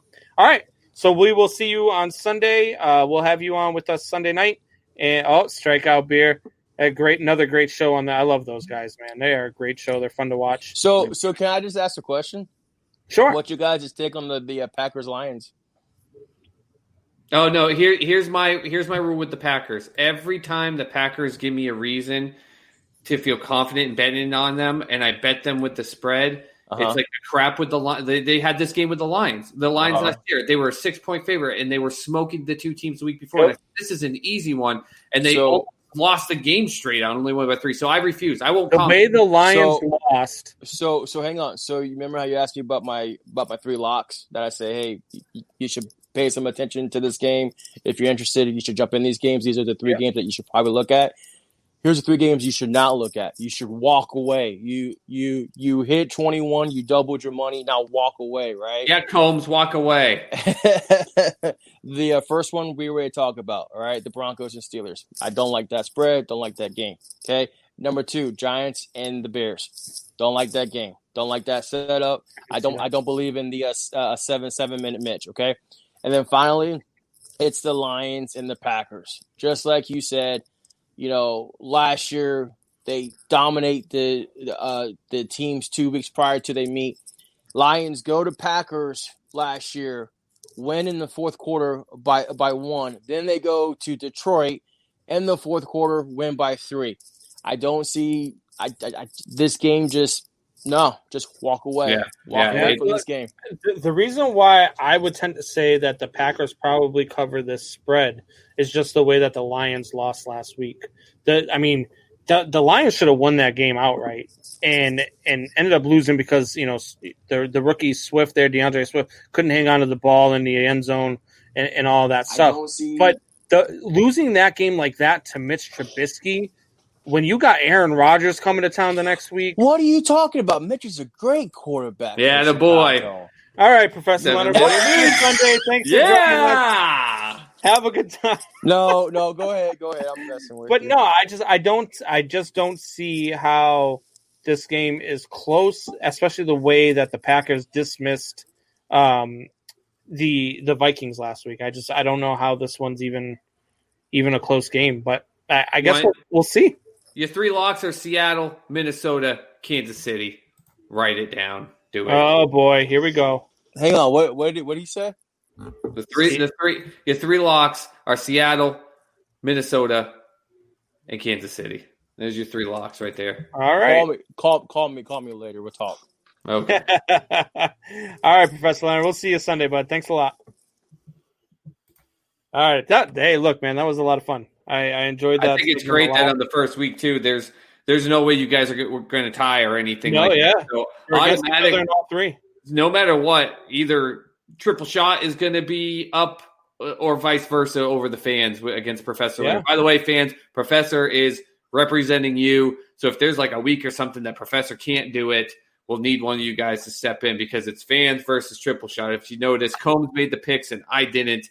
Dude, I started writing down his picks so that I could win some money, and then he said Colts, and I dropped my pen and I said, "Oh my God, never mind. I don't want." Yeah, I couldn't bet that game, man. There's no way I could bet on the Colts. I just can't. And they're favored. Favored. I get that Minnesota got beat up big, but they got beat up and they still put up a ton of points. Yeah, the Colts. And I'm the one that beats on the Minshew drum, and Jacksonville's better, and they cut away the fat and everything. But still, they lost by 7 to the Jacksonville Jaguars, and you're going to make them a favorite? Like, get out of here. It's not. I don't get it either. They lost one of their running backs. Like, no. Maybe they know something we don't know. Maybe they're trying to make money off of it. Who knows? I really think even Vegas themselves, because they've always been big. Phillip Rivers got this weird love, and people are like bona fide first ballot Hall of Famer. And I'm not saying he's not a Hall of Fame worthy quarterback, but I just don't see it that same way. He's never been. He's played with so many Hall of Fame players and has never equated to anything. I agree with you. It's just, right, it blows my mind. Let's go with our picks straight up. Let's go through the games week 2 here, game by game. We'll start off with the 12 o'clock games, then we'll get into the later games, and then the Monday night game. So just straight up, no spread. Straight up, no spread. Who we think is going to win these games straight up? So same here. I'm looking at these games for some of these games for the first time. We got Giants and Bears in Chicago. Who you got? I got the Bears. I told you. They're going to win 3 really close games. I think this is going to be a close game. And it's going to keep Mitch just barely hanging on to that roster spot. I said it. I predicted 3 games. They're going to do it again. Barely, though. 4 points. I'm going the opposite way. I'm going with the Giants. Of course you would. I'm going with the Giants because I think Saquon Barkley has been tired of seeing all the memes about how he's not the leading rusher on the team. I think that even though the Bears do have a very solid run defense, I have a feeling that Trubisky is going to get himself into a lot of trouble. He's going to have a lot of bad turnovers, And I just have a feeling that the Giants are going to win. It's going to be a close game. I would not be surprised at all. And I joked around before about this Thursday night game being a 9-6 game or a 6-3 game and the Bengals winning. This is a game that I could definitely see being one of those 9-6, 12-9 type games and all field goals. Because I hate Mitch Trubisky. Anyway, so moving on, we got the Falcons and Cowboys. This one is in Dallas, and we already know that I picked the Falcons plus 4.5 points. I think the Falcons are going to win this one straight up. Yep. I think the Falcons go out there to Dallas. I think they put Dallas in an 0-2 slump, and then you're going to start hearing some chatter about whether or not they need to bench Dak. And I think that's what's going to happen. I think that the Falcons can go in there and make this not even a close game. I think this could be like a 31-17 type game. Yeah, I think it'll be closer, but I've got the Falcons winning it too, straight up. And there's already the fan base in Dallas, and I posted it on Sports Soup, signing petition to put Andy Dalton in to start. Yeah, like it's already starting. And again, you look at that game last week, the amount of yards that Zeke had, he had the 2 touchdowns. Dak had a decent amount of passing yards. Amari Cooper had 10 catches for 81 yards. But even with those stats, it just it was stagnant. It doesn't matter. To me, it just doesn't matter. And especially where they went for it on 4th down when they should have kicked the field goal. By the way, I was screaming it. Even in that play, that you've got a play caller from Boise State who's supposed to be this overly top dynamic. That was just an undercut route that you gave a rookie the responsibility to make sure he was at the 1st down marker. When you go back and watch that play, there were no other route options. Like that's the dynamic of this team. One play, one thing, that's it, because they feel like they just are going to be able to overpower anyone else, and you're not going to be able to. This Falcons defense is not very good, but the Falcons offense can outsling them, and they're going to win. I trust Matt Ryan way more than I trust Dak Prescott. Unless it's in the Super Bowl. Yeah, unless you have a 28-3 lead. All right, so here comes another one. Packers Lions. We just talked about this with Professor Leonard. I don't think the Packers stand a chance heading into Lambeau. I think that the Packers are going to walk all over them. Oh, okay. You just said I don't think the Packers stand a chance going to Lambeau. I was like, what? Oh, no. I misspoke. I don't think the Lions have a chance going to Lambeau. I think the Packers walk all over them. I don't think this one is a close game at all. I think that the Packers are, I have them having a down year, but the way that they came out against Minnesota, man, it's going to be hard for me to say heading into Detroit, the way they just lost to the Bears, that they're not going to lose to they're going to lose to the Detroit Lions. So I'm going with the Packers here. Yeah, I refuse to bet on it, on the spread or anything, but just straight up Packers win this game. Yeah. And then we have Titans and Jaguars. This one's an interesting one to me. This one is, for me, it's a coin flip. I think the Jaguars are better than we gave them credit for, and they proved it last week. So Jaguars and Titans, to me, is a toss-up. I'm going to go with the Titans just because it's in Tennessee, even though home field advantage really doesn't mean much anymore. We do see some fans in the stands tonight in Cleveland. I'm not sure if there's fans. I haven't gotten a rundown of who's allowing fans and who's not. I'm not sure if there's fans in the stands for this one, but either way, I think the Titans find a way to get it done. This one's going to be a close game, though. It's going to be a really good game. Might be the best game of the week. Yeah, and this isn't just my Minshew mania pick with it, though, but I've got the Jaguars winning this game because we saw what I've been beating the drum about. They're cutting the fat. They're gelling, and that was a huge victory. Now, it was against the Colts, who I don't think are nowhere near as good of a team as the rest of the world does. But the Titans, with the aspect of what the Broncos were able to do, I don't know if people realize this. The Broncos were able to – now, I get it. Gosowski doesn't kick all those field goals. It's not as close of a game. But the Broncos exposed some aspects of them, which I've said that it worries me. I know that they did so great. They got to the AFC Championship game, but they got hot. Tannehill came in halfway through the season. Now teams have been able to see stuff. And that Denver defense even with Von Miller out and a couple other decent defender players out, kept them in that game. They like Professor said, they only had like 107 rushing yards. That's not Tennessee's game. I think they'll be more successful against Jacksonville. But I think Minshew's got more confidence in his offensive players. And as much as they say they're behind him, I don't think the confidence in Tannehill is as much. I think there's still like that weird feeling of he could fall off at any point, or we could get the old Tannehill. So I think there's more overall confidence in Minshew by his guys. I think they get the upset and they win that game. Sorry about this comment, guys. You got this MD Mustafa in here trying to put some stuff. I just blocked him, so don't worry about that. He's blocked from the comment thread, trying to throw some spam. Throw some spam in there. Please do not click on that link. That link will not bring you to anything good. How's about this? If anyone ever puts a link in the comments and anything on social media, don't click on it. Don't ever do it. 10-letter fans will be in Tennessee. He agrees with you, Soup Boss. I believe with the Jaguars. So the next game here that we have is the Vikings and Colts. We just talked about this one with Professor Leonard. We were both flabbergasted. Colts favored by 3, but again, this is not against the spread. I have the Vikings winning this one straight up, and this game is going to be another one to me that's not even going to be a close game. I think Phillip Rivers probably throws 2 or 3 interceptions. This rookie secondary for the Vikings gains some confidence, and it sets them up for the rest of the season in the run that I feel like they're going to go on and to finish the 11-5 that I had them at. And I think this is the start of it. And I think that Phillip Rivers is no longer the quarterback that he once was, and he has nowhere near the weapons that he had with the Chargers. I almost said San Diego, but I know they're not San Diego anymore, even though they'll always be the San Diego Chargers. But the Vikings dominate this one and they get back to 1-1. Yeah, I don't even need to add commentary to what we've already talked about. It's a win for Minnesota, and it's an easy lock for you guys. Like the Seattle and Minnesota both, Seattle only being favored by 4 and Minnesota being given 3 points. Put your money on it. Yeah. It's terrible. I agree. All right. So next one's Bills-Dolphins.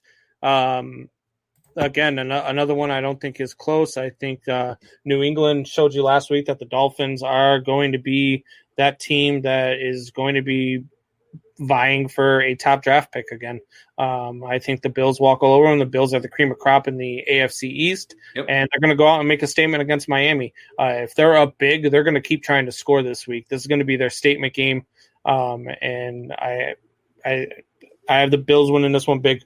Yep, Bills are going to win. They're going to win, walk over it, and Josh Allen's going to keep building his lure of what I've been pushing for 2 years. The guy is going to be part of the future of this NFL, and he's quietly building that. So he says, "I agree that." Oh, okay. He did not agree with the Jaguars. He agreed that the Broncos exposed the Titans' offense. Yeah, they did. That's going to be big for future. We're going to see the Titans lose more closer games this year than they did last year, where they won close games. I think it's because they've got some exposure now. All right, so now we have the 49ers and Jets. This one's in New York. Do the 49ers come back out and show that, they're still a team that's relevant in the NFC West? Or do the Jets come out and sneak one out at home?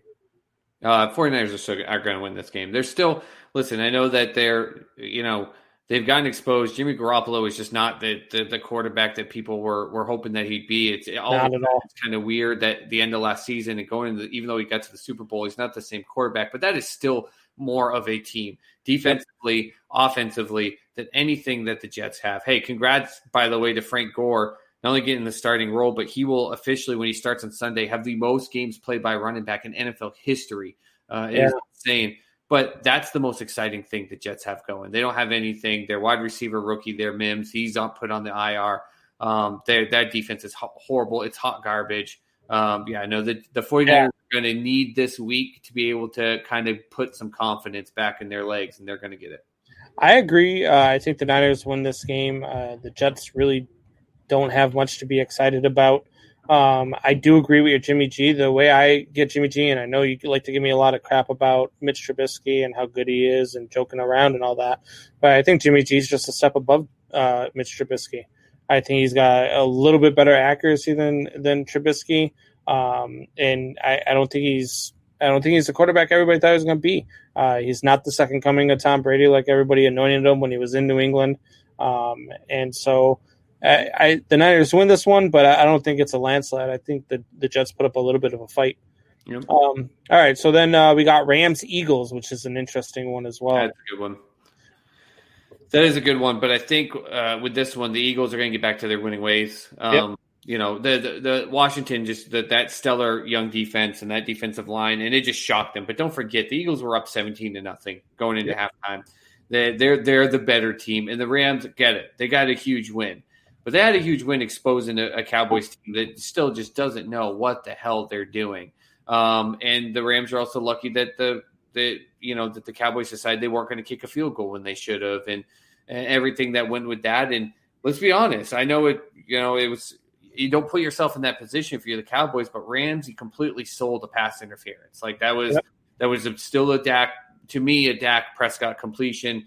So I don't think the Rams are, I think they're better in a way than people thought. A lot of people thought they were going to be like a 2-14 team. I don't think that's the case, but the Eagles are a better team. I think that the Eagles lost to a Washington team that had a huge chip on their shoulder and wanted to show that. In a way, I think that they are playing in spite of Daniel Snyder to try to say, hey, look, we know what's going on with the team. We know what's going on with the organization. But look, we're still NFL players. We still have, they're playing for themselves and they're playing for that coach. Yeah, absolutely. Absolutely. So I think that the Eagles will come back out and show in Philadelphia why that they're going to go out and win the NFC East, and they'll go out and get back to their winning ways, and both teams will leave 1-1 as the Eagles will get the win there. Then we got Broncos Steelers. We already talked about this game in the picks. I have the Steelers winning this one, and I don't think it's a close game. I give the 7.5 points, but the Steelers are going to win this one straight up, and they are going to dominate the Broncos. And I know you agree with that, Soup Boss. Yep, Steelers by 10. So then we have the Panthers and Buccaneers. This is another good one, I think. I think that this is a game for me that will really define whether or not I was wrong or right about Tampa Bay. I think Tampa Bay, I have them as the number 1 seed in the NFC heading in, and I have them winning the Super Bowl. But this is a game that, for me, is a game that could be it's a game that if they lose, I don't think that they are what we thought that they were going to be, because they should win this one rather easily. They should. But if they don't, I don't know. Oh, there's going to be questions. There's going to be questions all over the place. So I have Tampa Bay winning this one. And I think Tom Brady just goes off. So I got the Buccaneers winning this one and winning this one big. Yeah, no, the Buccaneers are going to win this game because, even though they lost, people are forgetting that defensive line in the linebacker setup was just a beast against that New Orleans front, just as the New Orleans defense was too. And the Panthers' offensive line is not good. Teddy Bridgewater, they got him in there to manage the game, but it's hard to manage a game when you have 3 defenders in your face. Ask Carson Wentz. That's what happened in the second half. Tampa Bay is going to do that. It takes some pressure off of Brady, but Brady's going to come in there seething. Take it from me, a lifelong Pats fan. Brady is not thrilled with the way he lost that game. He's pissed about that pick 6 he threw because it's on him. And everyone talking about the Bruce Arians things and everything. Like, you telling me Bill Belichick wasn't – that's part of the reason he ended up leaving, but that was after 20 years. Bill Belichick ripped him apart when he had bad games. Arians is going to do the same thing. Brady's going to come out on fire. And it's going to be just fine. They do still have Christian McCaffrey over there in Carolina, but just to show you how bad their line was, he had 23 carries. He only had 96 yards. Yeah. If you have a better offensive line, Christian McCaffrey on 23 carries should easily be over 115, 120. Oh, yeah. So next game we have here is Washington and Arizona. I took this one in the spread, but I do not take this one with Washington straight up. I take the Cardinals straight up in this one. They win a close one. They win by 3 or 4. So I take the Cardinals straight up here. Yeah, Cardinals is going to win straight up. It's going to still be a good building game for Washington. It's going to be a great game. The young team can say, okay, listen, we lost that game, but we held true to one of the rising teams in the NFL. But I told you it. I've been beating that drum over and over, and DeAndre Hopkins he's just too damn good. And now he gives the ability for Fitzgerald to run smaller, undersized routes, and the Washington will help. It'll keep some energy and it'll show some life in that team. But the Cardinals defense is what also doesn't ever really get credit. That's a damn good defense, and Haskins is not going to be able to survive that aspect. So, but I agree with you. I think they keep it close enough where they get the spread on the points, but the Cardinals are winning. All right, so now we get into an AFC West showdown, and we have the Kansas City Chiefs and the Los Angeles Chargers. And I said the Chargers are going to be better than what I thought they were going to be this year. They lose this one, though. I mean, the Chiefs are the Chiefs. The Chargers are not even on the same level as the Chiefs. So I have the Chiefs winning this one, going away in San Diego. Well, Los Angeles, sorry. Do that all the time with the Chargers. So I have the Chiefs. I already gave you my lock on it. Not only are the Chiefs going to win this, they're going to beat the 9-point spread again. Yep. And you should make it 19-point spread to actually make it as close to accurate. They're going to win this by 20, 24 points. It's no contest. I am not like you. The Chargers are not a good team. So I'm not worried about it. This is going to be a cakewalk. Right. All right. So the other one, the last of the day games is Ravens and Texans. This one's in Houston. Man, I really like the Texans, but I really, really, really like the Ravens. I want to say that this is going to be a close game. I got the Ravens winning this one by 10 at least. I think that the Ravens are going to – I think they're going to do this all year long like they did it to Cleveland last week. I think that they're going to do it all year long, and I think that the Ravens win this one easily. Yeah, I think we're going to see a game that shows why Houston is still at least a formidable team, that when they finally get Bill O'Brien out of there at the end of the season, it's going to be good for a coach coming in and a GM coming in, two separate ones that they can build on it very quickly. I think they fire Bill O'Brien by midseason. Yeah, I mean, this is going to be, and again, it sucks to be the Texans, to have to go against the Chiefs and the Ravens back-to-back weeks. That is the hardest start to anyone in the season. The Ravens are going to win this game, but there's going to be moments where they feel like they have a chance to get back in it. I really do. I don't think it's going to be the same aspect of what like we had with the Browns and Ravens. But no, the Ravens are going to win this game, and the Texans are going to be 0-2. The Cowboys are going to be 0-2, and all the Texas football fans are going to be pissed. All right, Soup Boss, the Sunday night game, baby. Your New England Patriots. I don't even understand why this even the fact that NBC wants to tote it, and I'm cutting you off because this is ridiculous to me. And all my fellow New England Patriots fans, calm the hell down. I get that we won, and kudos to me, by the way, because Mr. Combs giving me shit about picking the Patriots, beating Miami because it was a homer pick.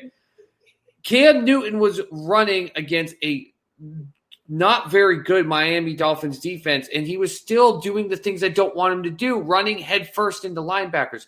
You think the Seattle defense is going to give two craps when Cam Newton tries running with his shoulder down? They're going to flip him right over their backs. He's going to chance himself getting hurt. I get it. The Patriots could have won even more. These are two different teams. They're two different teams. I love that Bill is giving them an identity. I love that he has faith in Cam Newton. That's great.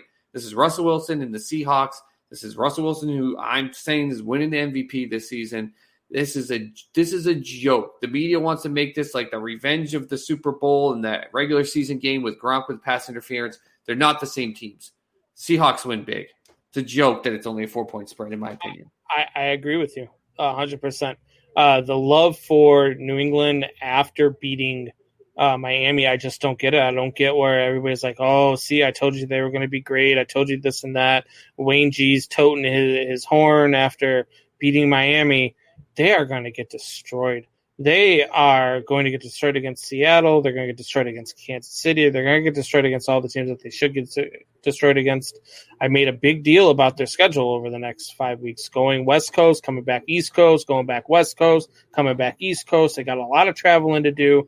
I think that you're looking in the future with some things to talk about there outside of just this game because I think it's different. This is just this game. I'm getting there.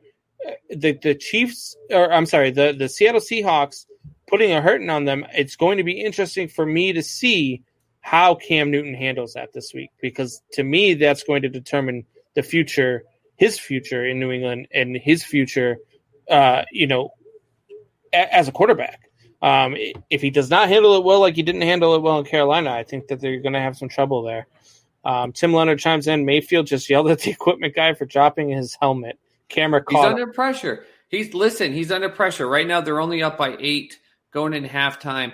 Baker Mayfield's feeling this. Like I think Baker's not an idiot. Okay, and this is a Longhorns fan who says he likes Baker Mayfield, and I should, for every reason, be like, oh, the guy's a stupid idiot. He's not. He's a smart young man. He knows.